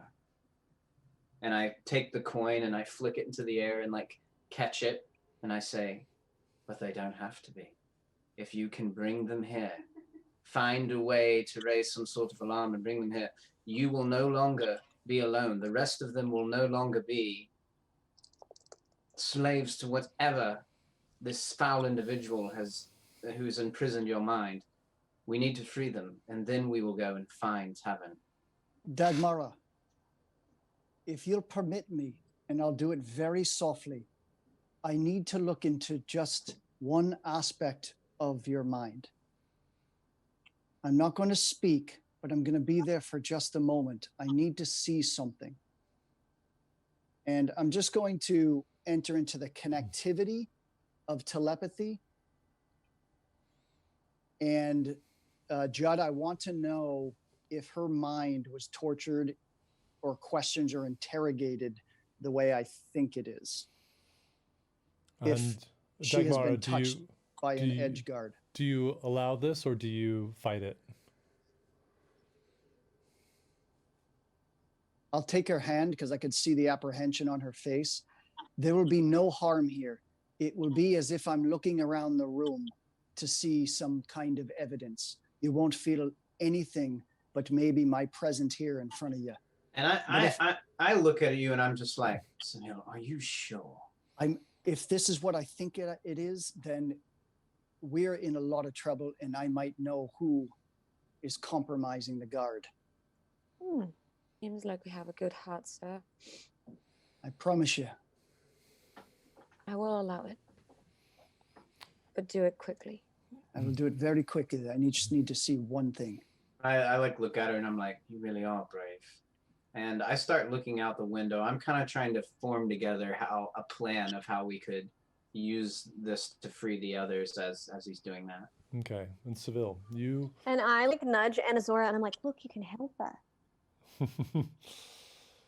You've been wanting to help someone. I don't know how you're gonna help her, but we're gonna have to come up with something. No. I do want to go get everyone else, though. I want to go wake everyone up and bring them here. Are they sleeping? Maybe you can entice them with a show. Maybe you can create more of those green leaves. They probably haven't seen many of those in a long time. You can entice them with a show. Well, remember, they're very wary to outsiders. I don't know if a show is that we just need to get them here, maybe group by group. We'll get to that, but I think I have a plan. As soon as they're finished, I can. Did we bring the beast that we killed into this place? It's down below. We did bring the beast that we killed into this place. Yeah, it's locked up down below. Okay, so Seville, you keep your hand on her shoulder and just close your eyes and just very gently ease your way into her mind. It only takes you 2 seconds to see the scarring of the psionic torture, the probing that this Edgeguard must have done on this woman to try to get information. And also roll a history check for me if you can. Is there a window in there, Judd? There is, yeah. So yeah, how many people are milling about? What are they doing? You see a couple people out there. There are not a lot of people.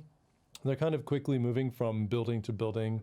You see there's probably about 6 people total. You see 2 that are wandering off toward the forest. They look like they're off to go hunting, but in the opposite direction from where you came from. Might I suggest something, Bod? Oh, by all means. My people have not heard music in quite a while. I think that might help and cheer up their spirits, maybe make them a little more susceptible to their minds being freed up. Ah. Well, I do have this, as it happens, and I pull out my lyre and I start tuning it up a little bit. I think that can be arranged. I think that would be great. What are the odds? Seville, what'd you get? 17. So you remember your conversation with Lararina when she was discussing Luknor. There's an asset here. They sent an asset here to investigate a lead that they had. But they didn't tell you about the lead, but you know that they had an Edgeguard in town, and there was something that she said that she couldn't ascertain any information despite significant interrogation. You now understand what that meant. You're saying Larar could not get any information from the asset? No, the asset could not get any information in Luknor. Okay. And so I pull back and I say, it's done. It's okay. You can open your eyes now. It seems, and it will heal. That was not painful at all. Thank you. Well, you're welcome. But someone was looking for information in your mind and had gone too far. And we need to find this one. We need to find the one who did this to you. Will you? They're still here. They are. They're still here. One moment, Chad. Seville. Aye. Yes. I don't know that I don't know. I remember that she told us that one of the Edgeguard were down here and that they tried to find out whatever they could, but they couldn't find anything because the people were under a spell. I don't know if this Edgeguard asset's still here or not. This Edgeguard asset may not be an Edgeguard at all anymore. If by looking into Dagmara's mind, this technique is used to brutally get information out of a psyche. Well, then it seems that the information. It seems that one of your order has gone rogue. Let's just cut to the chase then, shall we? Yes, Otto, I'm trying to say that, but Are you saying they're still here? I'm saying Because that, if they yes. are, I have weapons and I have so many ways to get to them. Well, my guess is they're here and around, or may have gone right after what you've been telling us. If there's anything around this. I don't think we have any more time to waste. We have to go and find Tevin. But listen, don't you imagine all the others out there, all the people that they could have lost, all the life that they've missed out on, same as you. We must free them. If we free them and a lot of them start waking up, whoever has put this clamp and this mind crush on this town is going to know we lose all advantage. It's either that or we're using the town as bait. You're right. I'd be very careful right now not to wake everybody up, because we may not be able to take care of them if people have some shatterings of the mind. You're right. Some of them will be okay and they can take care of the others. We have to wake them up. We will wake them up. There'll be no doubt that we'll wake them up. And I just say we put it to a vote, but you have to be extremely careful. Dagmara is very lucky waking up out of this. She's lucky she has a strong mind. How many are there in your city? Oh, just a mere 300. Okay. Not that and many. Are there any guards or outside forces that regulate the people of the tribe, or is it self-regulated? It is pretty much us, the hunters, and there's about 10 of us. So, just so you all know, and I take the coin, and by the way, Judd, this coin is a Crown's Guard's badge of office, right? Mm-hmm. It is. So it's interesting that I'm the first one to show up here who would dispel it, I gather, knowing that if any Crown's Guard showed up here investigating what happened in Luknor, they could have easily done what I just did. You guys, I think, remember, and certainly Seville, remembering this back. Is rare. Luknor is outside of the kingdom. Ah. Asley is the southern point of the Erasum kingdom, and this is so then a couple hundred miles away. That makes a little more sense then. But anyway, I was just thinking maybe it was tied to the conspiracy within the Crown's Guard that we heard about if they failed to do anything. There used to be so many more citizens, but they disappeared over the course of the last 10 years. We used to have 10,000, and now that I have a portion of my memory back, I have a feeling that the town in the mountains has something to do with it. Do you remember where you were before this town? Pardon me? Do you remember where you were from before coming to this town? Yes, I am from Asley, actually. And how did you get here? Well, I left it. I wanted to live a quieter life. Yes, well. Okay, well, this seems pretty much exactly like the same situation that we ran into in Merrig. There were people disappearing in the town when they were leaving up in the mountains. And then there was some sort of... And never forget, I would say we should probably... Abanath's vision. They are disappearing. However, if we stay here and try to wake up the 300, we might lose the tens of thousands that have been taken to the city. I tell you, we must go. I know this place. So we could go just ourselves, or with a 300 others, if they were only mentally free to do so. I would not advise that. I don't want to lose the rest of my 300 townsmen. Why would you? Why would you? But nevertheless, they would be free. This worked on you. Don't they deserve the same treatment? Don't they Otto, deserve to be free? But I don't Otto, want I'm to. telling you. They're not warriors. They're not fighters. They're craftsmen. They're bakers. The people who deserve their can't thoughts and fight. their memories back. They I'm not can't saying they should fight. I'm not saying they should fight. Dagmara's mind is different. In what way? It will all depend on how people wake up. Everybody's going to, it's like shocking you awake out of amnesia, and the mind is trying to grapple with the new reality that's been asleep for so long. You know what this is like? So we shouldn't keep them just continuing You know, this is like knowing that you have an antidote and watching an entire I know, sorry, this is getting meta. You're very smart and you're very, very, very insightful. But I know my town. I've lived here for 10 years, and I know that with what I just remembered and with all the knowledge I have, it will take weeks, if not months, to figure out what each citizen needs to be woken up with. I have it right here. Did it with you, Otto. We killed the thing Listen, that is think doing first. this, and Think. it Listen ends. to me. Listen to me. Listen to me, Seville. You're forgetting something very important.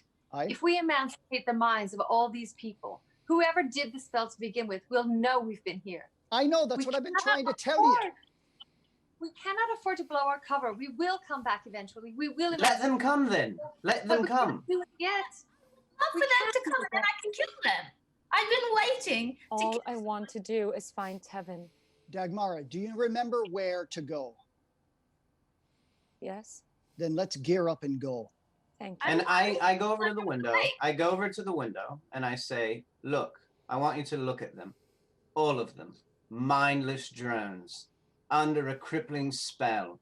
Loved ones missing that they're missing too. Tavin's not the only one who's gone missing. So I want you to look at them. And then look back at me and say, you're all right with it. That we leave them in this state. The same state you were in when we found you. And if you can do that in earnest, then off we go. You would not have even remembered that Tevin was gone. And I'm just pacing in the background, eating some turkey. Had been broken up. Otto, I am all right with it. Because I've lost someone that I cherish, and these people do not remember, and I do. And I know that we'll find something in that city that will unlock the spell that it has over the entire town. I just start putting my armor on then, sort of. So what city are we going to? Hold on a second. I start putting my armor on, and I look at you, and I'm like, well then, I guess you're the lucky one that I woke up. Good for you. And I'm happy to go along. And Seville, you know that there's something you think when you went into her mind, that there's probably a correlation between what happened to her before with the Edgeguard and the fact that the magic was able to be dispelled. You think there might be a correlation. So you don't know that it will be as successful. Yeah, I mean, I'm happy to go find her missing bow. Yeah. I just thought it didn't feel right to leave all these people all messed up in the mind. But in my mind, it is right. Well, of course, but this gets into a very what is that debate called where it's like if you could push one of your loved ones in the way of a car. Right. It's the train. The trolley problem? The train, trolley problem. But like if you value somebody, how do you value one person's life more than the other? There's like a famous moral debate that we're tapping into, but I forget what it's called. Right. Tonight on a very No, special if we lose the Dungeons and element of Dragons. surprise, and like I said, waking people up it might not go well at this point. So I'd say let's go, let's take care of this thing, whatever it is, and then come back and see where we are. I go to Dagmara and I say, my name is Anazora. I'm happy to meet you. Erised. I mean, my name is Erised. I'm happy to meet you. See? What a plot twist. Meet you, Erised. I do too. And Dagmara, I need you to know, you may never see Tevin again. But I'm glad you're with us. Dang, brutal. That was just it doesn't me change the speaking. fact that we need you. It doesn't change the fact that we need you. And of course, I hope beyond measure that Tevin's somewhere to be found. But we've seen things. And all I can tell you is that you're lucky. Lucky to be alive, lucky to be awake. And a terrible evil, much greater than anything that's happened to you even, or this town, is upon us. And we need your help. Thank you, Arisette. It was the surprise of all of you throwing off my kilt today, but I do feel with my awake mind that there is something that we could all pursue, at least for the foreseeable future. So I will go with you if our first stop is finding Tevin. Absolutely. And you don't need to give us his ring. Keep that gold for yourself and watch out for the little one. She likes glinty things. I mean, it's true. Tabitha, you know it's true. But this one's personal. Don't tempt yourself, okay? That one's a memento. Okay. She'll need it. I can help Whether we you find sell Tevin or it. not, she'll I need can it. help you sell it. Fine. If it comes to that. But for now, just I'd advise you perhaps keep it on a chain around your neck. Not that my friend Tabitha would ever do anything, but she doesn't want to get distracted. I understand. And Dagmara, It's true. what are Just we tuck it looking in. at for, how long is this? How long is the journey to the place you're talking about?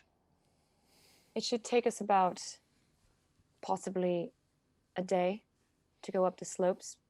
They're Oh, quite wow. steep. What? However, if we have climbing gear, we could scale the steeper slope of the mountain.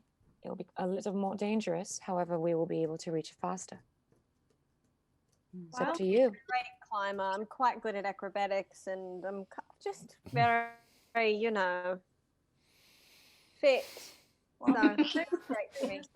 Sort of stuff. I'm gonna pull Otto to the side Yeah. and ask about how did you do that with this thing? What spell did you use? It's a sort of it's a spell, a sorcery that's been imbued in the item. I simply can dispel the effects on someone. Can I have it? What do you want it for? To go wake up just one more person at least. Well, you might want to check in with Dagmara. That wasn't a very popular idea just moments ago. Well, what if we woke up somebody else and they told us not to wake up Dagmara? I know, that was the point I was trying to illustrate. I know, believe me, this is not lost on me. I tried to tell them, but they don't want to do it. Look, obviously. No, it's okay. I'm just gonna go wake up. Like, no, listen. I think this is what's going on here. You know, you're from the Feywild, where everyone's all lovey-dovey and everything with each other, but here, people care more about some people than they do others. Like, for example, you probably like me a little bit more than the rest of the group a little bit. You don't have to say, I get it. But the point is, I think she cares more about Tavern than she does about the rest of the town. And I do care about the rest of the town. I have ears and I'm on the other side of the room. The point is to find something inside the city that will lift the spell from the town and the area around it. You just got here. This area is full of frenzied beasts. Wake up one more person. I don't think that's a good idea. Just one more. What's I don't. waking up one more person? I want to wake up. We could lure them in here. We could say help, and then just bang! I've got the coin. They're no longer Before mentally. we wake them up, I could just rub them if they have any gold. Yeah. Okay, that's really, if you wanted to, sure, but that's not really the point that we're getting at. Feels really icky. Very icky. Well, it feels icky letting them be there all brain dead. Look, if you want to do that, then that person's on your consciousness. I'm warning It's you. gonna be one person, and they're gonna be great, and they'll be so. I'm warning you that it may not be the same results. What makes you suddenly such an expert in this? I'd like to know. Of the mind? Should we do a vote? Well, no, of dispelling magical sorceries and what have you. That's May all I I'm just talking say, if we magical wake sorcery. up, if we I'm wake talking one more about the citizen mind. up, Yes. if we wake one more citizen up, it means that they would either have to stay here and try to figure out everything without no one's cooperation and probably lose their mind again, or come with us. So which one would I want it to be? Well, they could stay here, but just simply have their memories and faculties back. But what she's saying is that's madness. Imagine, Anazora. No one else would understand them. It's Anazora, madness. you went It's back to the Feywild and no one I'm remembered just you. grabbing the thing and I'm going no. Ah, No. We've made a choice. We're going to go help her find Tavern, and then we'll see about this. I'm with you, Anazora. I get it. Believe me, I get it. Will But I get it from you? I lean in towards Seville. maybe I'll try to not let you get it from me. Let's. I lean in a little bit towards Seville and I say, they're a little bit like children, aren't they? And I go into her mind and I say, "Yep." And then I say, Seville, you can always just talk. I don't know what she's talking about because I didn't move my mouth. I'm just listening to I can Dagmara. just They know. tell that you're but doing just so we're clear, you know, like I said, I totally agreed. I'm happy to go and find Tavern. Yeah. I'm trying to you know, Anazora. I'm happy to do that. Roll a sleight of hand. Appreciate it. And I said that earlier. and Otto, roll a just a straight dex check. Okay. We'll say dex save. You can do a dex save versus Okay, her cool. sleight of hand. We'll see. I got a crit. Oh, that's quick. It's basically just how it happened. And That is what reaches out and I was like, anybody in the roll with friends? Yeah, I like pull it back and I give her a little tap on the nose and I say, "No, we're doing things together, and don't worry." And I put like a hand on her shoulder. They'll be free in time. And Zora, if for what it's worth, you have my word. If we kill this evil source, these people will all be free. I promise you. I promise you. Thank you, Arisette. I agree. Should we start preparations? I'm Getting all ready gear? to go. Armor on, sword and scabbard. Let's roll. We need some crampons, some ice picks, ice axe. You're the expert Yes. here, Dagmar. Yeah. I know Dagmar, just do the you have guy. mine here? Do you have them? Oh yes, I know just the guy. Mhm. Plenty of people that make them. Yep. We all There's a know, little or- store. There's a little store in town, run by a very old man by the name of Upri, and they have everything you need. So On my way out, do we pass by the creature that we all killed? you saw Dagmara lock it up in the downstairs in the blacksmith's area. So you could. Dagmara, I kind of I like to take trophies from things I kill or help kill. Do you think I could get like a fang, like a tooth, or a pair of teeth that would make a nice earring pair for Mhm. And I lean in and I say, just because I like from you. the creature? Just because I like you, yes. Be my guest. However, Okay. quickly. Do it quick. We don't have too much Okay. time. So Jed, I want to go in there and just pull the two matching like skinny teeth. So the mouth is a curved mouth, and the teeth actually jut out, kind of almost straight out, just a slight kind of Dope. like turn in. And so you just take your blade, just dig out two of these. They're like shark teeth. They're triangular in shape. Okay, great. So I'm taking those and I'm putting them in my right pocket because my left pocket has something else in it. Ooh.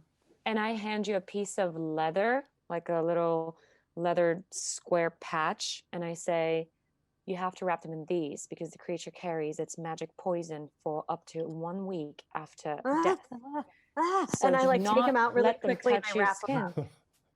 Wrap them up in these. I wrap them up in those and then I wash my hands for 30 seconds, y'all. 30 Aw, seconds, you say happy everyone. birthday twice? Happy birthday twice. With soap. Kill the terrible necromantic coronavirus that's on this creature. Mhm. Yes, for real. Okay, awesome. Okay. All right, so I'm going to say you guys go down to the store and... Real tempted. I really have to fight back the urge to not wake this guy up. But I don't. You could. I don't, because we had a big hullabaloo, and it's funny that you say that now. You could behind my back. Just so you know. Yeah, Don't give me any ideas. I'm a bit mischievous, but not this time. Let's go safe tapping. Okay. All right. So Upri sets you guys up. Let's see what you got here. And gets you snowshoes and ice picks and crampons, the whole business. Some extra rope. Does it have stuff for me that's really little? Wow. What's this small one? Wow. Give me a minute. And goes into the back, and you hear Jimmy Stewart. and it's kind of Jimmy Stewart. It kind of morphed into that for some reason. If he lives to be 120 and lost all his teeth. Oh, Yeah. you're building. Yeah, hey, you're building alone. Yeah. Well, here you go. Comes out and has modified it a little bit and eyes your foot, and you try them on, and yeah, no problem. Thank you for making the extra effort, and I like will Well, you fuzzed out. him What'd you do? an extra gold. Oh, okay. Awesome. I said, for the extra effort, I just flip him a little extra gold. Oh, awesome. So the whole thing was such about 3 gold and 2 silver. Well, I've got it. I will cover this because you are indeed coming to help, Otto. So don't you worry. No. It's on me. It's already been done. I know the man. Thank you, sir. Okay. Thank you, Dagmara. Be safe out there. Did he? And I whisper to Dagmara. I say, does he have a family? Anyone close to him who's not here? They were all taken. Yes. And I just sort He of does like not look back at the old man, knowing he doesn't remember, and I'm just like, and perhaps it's best he not know, at least until we can maybe find them. And I let out a long sigh and leave the place. But I want to talk with everybody and mention in more detail, maybe as we're walking to out of the town or wherever we're going. I just want to say that what was spoken of earlier, the visions you remember, we've heard that described before. Perhaps you remember the vision that Evernath, an elder from Merrig, told us of, a large stone obelisk, people with heavy robes all around them, snow everywhere, bloody footprints in the snow. I wrote down smoke hands. Yes, there was a bunch of smoke and sort of grisly imagery of bodies and the skin being ripped away, and it was quite foul. However, the stone obelisk was the part that stood out to me. It sounds like people were being drawn to this thing, and it made me think of the way that you described, what was it, the veil that you saw? That, Yes. I don't know. It seems to me that these could be glimpses at the same thing. Who told you this, and where did they see it? His name was Evernath. He was an elder in the town of Merrig, which is to the north.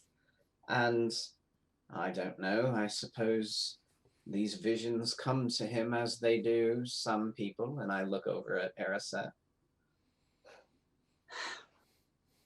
So this place must take over way far more people than just mine and the people in the region. There's something far more serious in there. That's true. Absolutely. I'm from a kingdom in another dimension almost from here.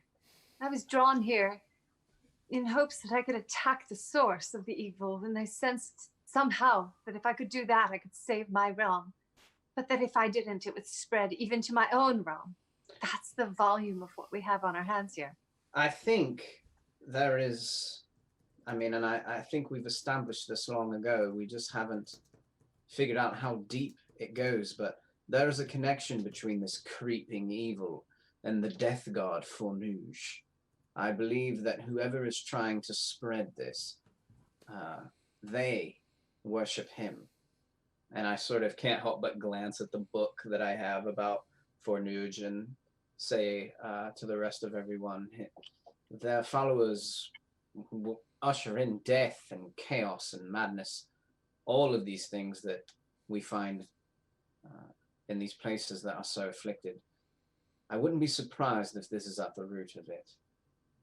Yes, yes, indeed. And there's one thing I've heard, and that my memory leads me to remember, is that whoever or whatever is in that town charms its victims. They make you feel at home, and they make you feel like you belong.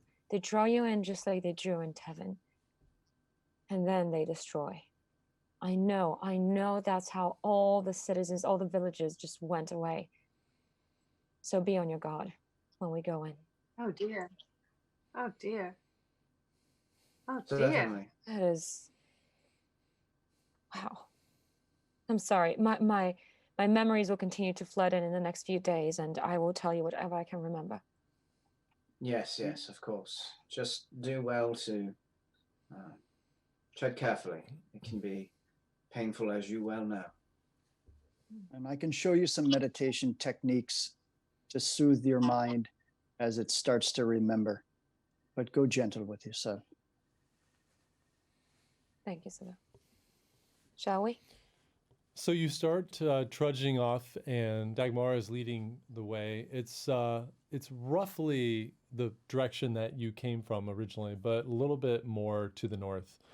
And you're making your way through the forest that surrounds the town of Luknor, and you see again the spires of the mountain range, just ominous, massive mountains off in the distance.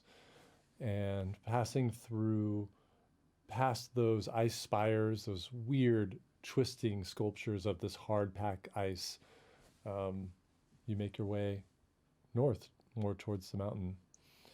And Dagmara, it's a little fuzzy. You're trying to remember that day when you and Tevin were making your way. Roll a survival check for me. Or actually, no, roll a history check for me. Okay. See if you can remember the path. Okay. That's a D20. Mm-hmm. Yes, I'm getting it. That's Yeah, in history, you have a +2. +2, so I got 5. 5. Really, very good at this. All right, well, we don't know where to go, so let's. What do you guys feel like doing now? So Yeah. Dagmara stops for a moment. Where to in this case? You can see, you know the general direction, but the details are still filtering through this. Oh, wow, I don't know what happened, but we just had Peter had to leave and then come back, and then he was vertical, and then What happened to me? Then And everything. Chad is and now then me. Everything changed. Yep. Do you guys know I was a shapeshifter? I've been a changeling this whole time. Ooh.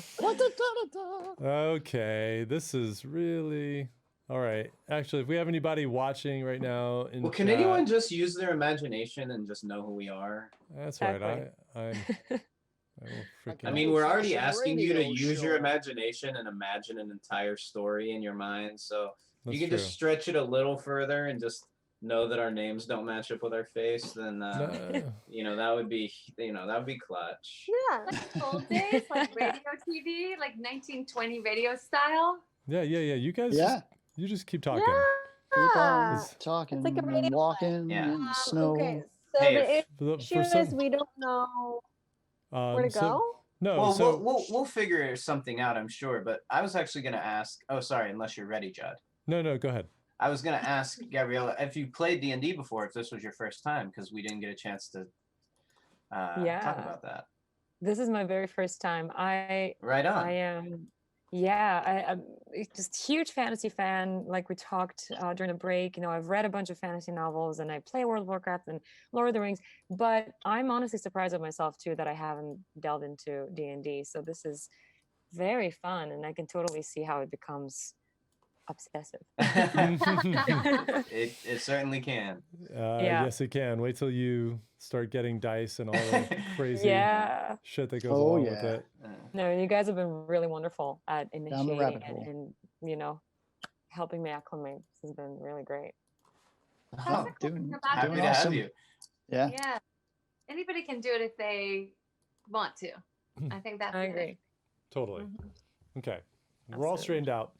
So, so Dagmara, you just stop for a moment. You can't remember the exact path, but there are milestones and certain little waypoints that you remember. So you started again. You're heading off in the northerly direction, and let's just say she's up front. So roll a perception check for me as you're trudging northward. Mm-hmm. Okay, let me just. And if see anybody here. else is next to her, they can either roll one as well, or you can roll with advantage. I'll do it. I'm next to her. Okay, Cool. Ariset, you're looking around as well. So I have a 12 on that. Okay, And I'm a 16. 16. I'm just Okay. kind of lingering back by Anazora. I'm kind of like rubbing her arm or whatever. And just to be clear, we're ideally trying to Nope. Being like, find. there. Sorry, I think the. Okay. Yes. I think we're trying to find the site where she saw the veil and where Tavin disappeared, right? Correct. All right. Mm-hmm. So sorry, Tabitha, you were just hanging back with Anazora. Yeah, and I was just like rubbing her arm and being like, sorry, and like there. Hmm. I know been she didn't kinda get her weak. way. Yes. I will apologize later. Okay. So, Ariset, you hear a sound coming from your right up ahead through some of those ice spires. It sounds vaguely similar to the sound that you heard before when you guys started Okay. moving Okay. away. The medallion. I'll go get the medallion. Get the medallion. Give it to me. Hand me the medallion. Yeah. And the whip. Does he? Yeah, I give it to you. Okay. Good. The, I fasten the it around my neck. necromancer's amulet. Yeah, I fasten it around my neck, and I wait to see if it's glowing or heating up or anything. You look down The at necrolis. it. It's The necrolis. the necrolis. Oh my god. Acrolus, yeah. That's just. So you look down and no, it's not glowing. But and now Dagmara, you hear it. There's the sound of another Yeti coming from off to your right. Not close, but you might want to steer clear. Okay, false this alarm. It's we not may a bloodworm. have to get to the steep slopes faster than we thought. What is it? Okay. It says it's a yeti. Well, It's maybe. a it sounds like a few yetis. We have to go in the opposite direction where the slopes are. Okay, everyone, just fasten your ropes. Oh, okay. Yes. Quickly, then. That doesn't sound pleasant. And Ariset, Okay. it looks better on you anyway, darling. Just keep it on. Otto, that's so kind of you. I know. What is this necklace? It's an amulet we found in the caves. Long story. We found it embedded in the As skin. I'm casually putting on my rope, I'm like, it's a necromancer's amulet that we took embedded out of his skin, and it's sort of this vile artifact which he uses to ward off creatures that he summons to guard the place. But yes, it's really nothing. Yeah, I It seems just. to help protect us from the bloodworms, which is why we like it. See, I wish those were bloodworms, but we really Bloodworms. do need to get to the side of the mountain. Yeah, Okay. let's rock. So you guys are there, and you're getting your climbing gear on. And Gabriela, because you've ended up here, you do remember this spot. You know that you're on the right path, and that you and Tevin took a slightly different route, but going up this rock face will get you there faster. Yes. So who's gonna climb up first? I would love to climb. Okay, all right. So go ahead and just roll just a dex check for me, and you're going to take the rope and basically, start setting up for the others to follow you. Does the climbing gear help us at all? It does. I was trying to pull up the rules because I've never done that. And before she gets too far ahead of herself, I wonder, does our thinking, I don't know if any of us are experienced climbers or would have knowledge, but is there any rhyme or reason to like the weight of people? Should the lightest person be going first, or does that seem silly, or does anything spark in our mind about the best way to get up? Well, I mean, just I would logically. like to go first. I have second story work. I can. No, go for it. I was just thinking out loud. Yeah, so just the fact that she's probably the lightest and will have the easiest time to go up and then put in, you know, the anchors and the pitons and whatnot for the rest of you to follow. Yeah, that makes sense to me. Okay. I got a 13, 14, 15, 16 altogether. Yeah, and I can't remember if you're supposed to do that at advantage, but that's good enough. I want to say the climbing gear does give you advantage, but I mean, don't quote me. So should I roll it again just for fun, you guys? Yeah, just roll it again. Because otherwise, what does the climbing gear do? What difference would it make? Right? Well, that was higher than what I just rolled, so let's stick with that. You can't fall more than 25 feet, but there's really nothing that says advantage. Yeah. It's just you're anchoring into the side of the mountain so that it stops your fall from going 25 feet and damaging you. I mean, that's just what the climbing kit says on its own, but make up whatever you want, I guess. And then my climbing tit. Climbing what? Climbing Did you say climbing tit? No. You only hear what you want to hear there, Erisette. It's climber's kit. I thought you said climbing tit. Yes. You know. Climbing kit very similar to the process. This is, you know, I'm just gonna let that go. You thought we said climber's tit and thought, well, because obviously that makes sense. That's a thing. Gabriela, welcome to the show. Welcome to the show. Okay. If we had climbing tits, we'd have advantage. They call this frigid mountain the tit. It's very dangerous. Oh man. Also known as the bosom, yes. That's right. Well, in the old tongue, maybe, but yeah. All right. So, okay, I got a 16, and then second story work, just so you know, it says climbing no longer costs me extra movement. When I make a running jump, I jump an additional 3 feet. Yeah, so there we go. You see Tabitha just so eager, gets out her gear, runs, jumps on this rock wall and starts climbing very easily, finding the handholds and the footholds and pulling herself up. And about 20 feet up, you see her holding on, taking out a little piton and a hammer and ding, ding, ding, ding, ding, and driving it down into the rock. Hey, how many of those do you have? You could make this a lot easier. I'll use them all up for you. Yeah, and you're a sweetheart. You really are. It looks like it's about 60, 70 feet to the top here, to the next kind of ridge where you'll make it. And so you go another 20 feet up and put another piton in there, ting, ting, ting, ting, hammering it into the rock, really driving in, checking it, wrapping the rope around it, and going up. Roll one more dex check for me. Ooh, not so good. Uh-oh. Okay, it was a 5. I can add 3, so I have 8. So you just see her going up, having no problem, and then suddenly her hand just falls off. The rock shatters, and she scrambles and tries, and she just falls straight down.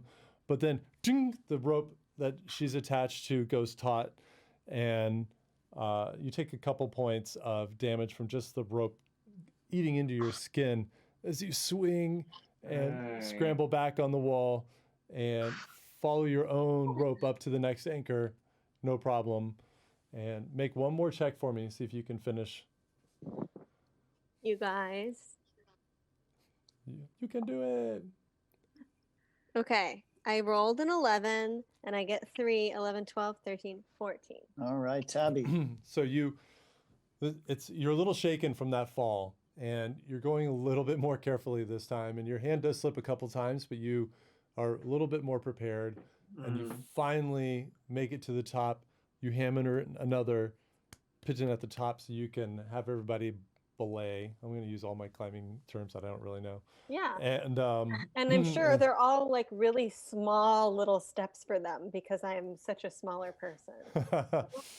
and so yeah, you guys all have a tied off rope ready, and you can follow in her footsteps. Would love to.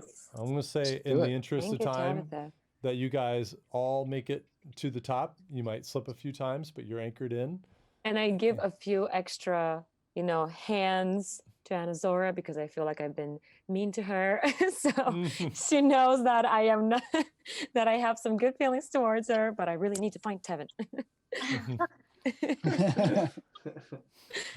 All right, so you guys are all up now on this ridge, and I know You guys are going on a 10-year plus long engagement. I mean, Yeah. This No. thing is not cheap. Is the air getting a little bit thin up here for anyone else? yes. it is, Yes, and definitely try to conserve it. the breath comes out, and it is cold, and the wind is cutting across. It's a little more treacherous. You can feel that as you start to get away from the forest, that the wind is picking up here. And Dagmara, you once again take the lead, and you start leading them down a path, and you find almost kind of this mini canyon through this rock, and you cut in, and you know instantly, yes, I'm on the right track from before, and head in, everybody following close behind. It looks like it goes about another 40 feet and then veers off to the right. This is the place. This is starting to look very familiar, yes. Yes, indeed. I think I remember. And I start to kind of run Hold on. towards, Careful, you. and I'm just literally, as if I'm led by this memory, I run, and you follow, and we're running up a hill, and I stop. This is where it was. This is where the veil was, and it's gone. I run to catch up with her. And Wait, yeah. Go ahead, Arisette, sorry. I should wait for you, that's right. I just run Yeah. and say, A swirl. it was probably a portal. There have been portals. They're sort of evaporating doors, and it may not be triggered yet. But Seville, come. She Aye, remembers where so- the portal was. So I run up, and maybe it looks similar to what we've already seen before. I imagine we all run up, right? We're all Yeah, Yeah, together, so I right? think you all run up and you join her, and you're standing on. You kind of come out of that little mini canyon, and you've gone up a bit of a hill, and you're standing on another plateau. Yeah. That's slightly kind of a gradual slope for about another 100 feet, and then starts going up a much steeper angle there. Can I do an investigation check to see if I see any clues or triggers for any portals? Yeah, go for it. And Judd, I want to do something too. I want to Yeah. find a little area where maybe I can shelter myself from the wind, and I want to look through the Fornuge book, Okay. and I want to see if I've read through it before, so maybe Mhm. I can remember and reference back to it. If there's anything in there about summoning like a portal, maybe it could be reinvoked or something. I'm looking if there's any way to do it that's in there, that's talked about in there. Sure. I'd say you kind of backtrack a little bit as you see Arisette starting to look around, and Dagmara standing there trying to remember what the next kind of action was. You go back and you start looking through the book, and there is one passage that talks about portals. It talks and most things in this horrible book, a lot of things require a sacrifice. That's what I figured. Yeah, to create a portal, and it looks like it's a sacrifice on top of some incantations and some sigil design work. Does that you it have to does do. it specify any conditions for the sacrifice? What it would need to be? What you've seen throughout the book is that the sacrifice needs to be of blood of innocent, and it's And kind at of that always moment, referenced. Dagmara, I noticed something maybe about 20 feet away, and I just run up to it and I say, why, this is Mr. Vilknor. He lived right next door to me. He was the baker that disappeared about 6 months ago. What He's is been it that turned she's? into a statue. Oh, It's been And then I look, and behind, within a niche, I see a few more citizens. And of my heart town. just sinks. I'm just hoping we don't see one particular statue among them. And Zora, what do you look like when you're seeing all of this? I want. I'm just staring at that little thing. I don't know that will wake these stone people up, but I think maybe it could. You mean that thing that you don't have? Yeah, that you have. And then so then I say, is there a chance that all these people that have been taken from my town for so long have each been used as a sacrifice for a portal each and every time, and for what? Guess. And then I turn to Otto or Anazara and I say, let's just do it. Try to awaken one of them. Are they in stone or are they in ice? Or they're in stone. Are you going to go up and look, Peter? Yeah, I am. All right. So. Please, can I do it? What? Erisette, what do you think about this? Yes, I think it's worth a try, but I don't want to. I think we should let Anna try it. Yeah. Anna, you said you want to try it? Yeah. I think you should. But take your light, take your little tree, and see if anything in your lightness can help. So what out of the ones like what do the statues look like? Do an investigation check for me. Okay. And I'm now. I mean, like not Erisette's hand because I'm nervous. I just mean like what do they look like? What kind of people? Like they look like regular like a young child or yeah they look like regular townsfolk. Like there's the older baker, then there's also the gentleman who we bought the climbing gear from. His family is further down back there as well. So children, mothers. I'm gonna find like a child and try and wake up a child. So what you see when you walk up to where she's at, you see like a crevice in the stone, and looking inside, you see all these people. They look like statues standing there, and all of their faces have this kind of blank look. And as you get closer, because it's almost not wide enough for you to get in. You could probably squeeze through if you wanted, but it's like they've been just stacked in there, and it looks like it just goes on in this darkening crevasse. I have a 19 for investigation, by the way. And as you get up closer, you kind of move Dagmara aside so you can take a better look, and there's something. It doesn't seem right to you. There's something about you're moving your head side to side and you're looking at all these statues, and they suddenly all, their eyes snap open, and you start to see, like they raise their hands up and blood starts dripping down from their fingers. Guys! And they're all moving at you, and yet and they start to reach for you, but there's something that you should be scared, you should be running, but there's something that you don't feel right about. Hey Judd, could I try to use the coin when I see all this happen and see if it works on any of them? I don't think you're going to see this yet, because Anazora is standing right in the front, and as you move your hand in, you see all of that vision vanishes, and then you start to see like something is eating away. The area in front of you starts to change, and there aren't people standing in front of you. There's no ridge, there's no crevasse. You see it open up into stone steps, and there are columns, and up you see a pathway, and it's raising up. And in the distance, you see these high stone walls and these towers and lights in these rooms of a city hidden in this mountain. And with that, we're going to leave it there, guys.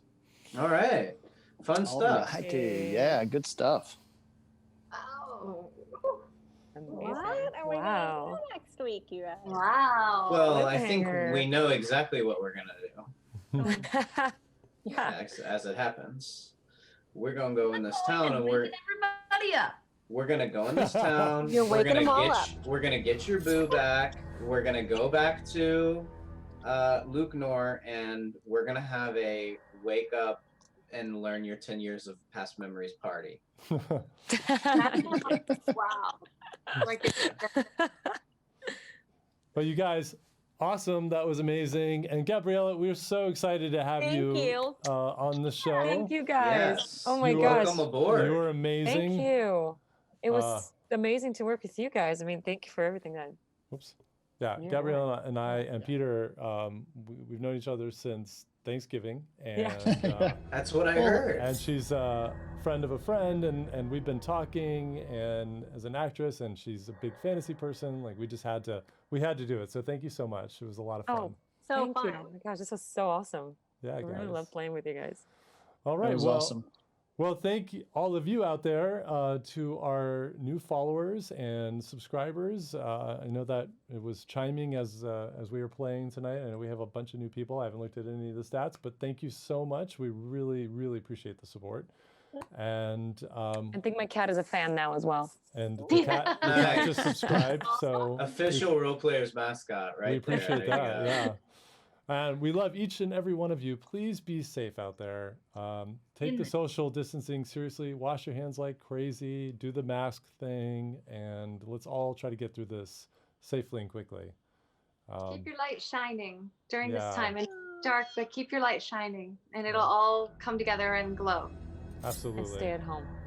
Yeah. And stay at home. Stay at Keep home. your light shining from indoors. Yes. Yes. Put your window. Yeah.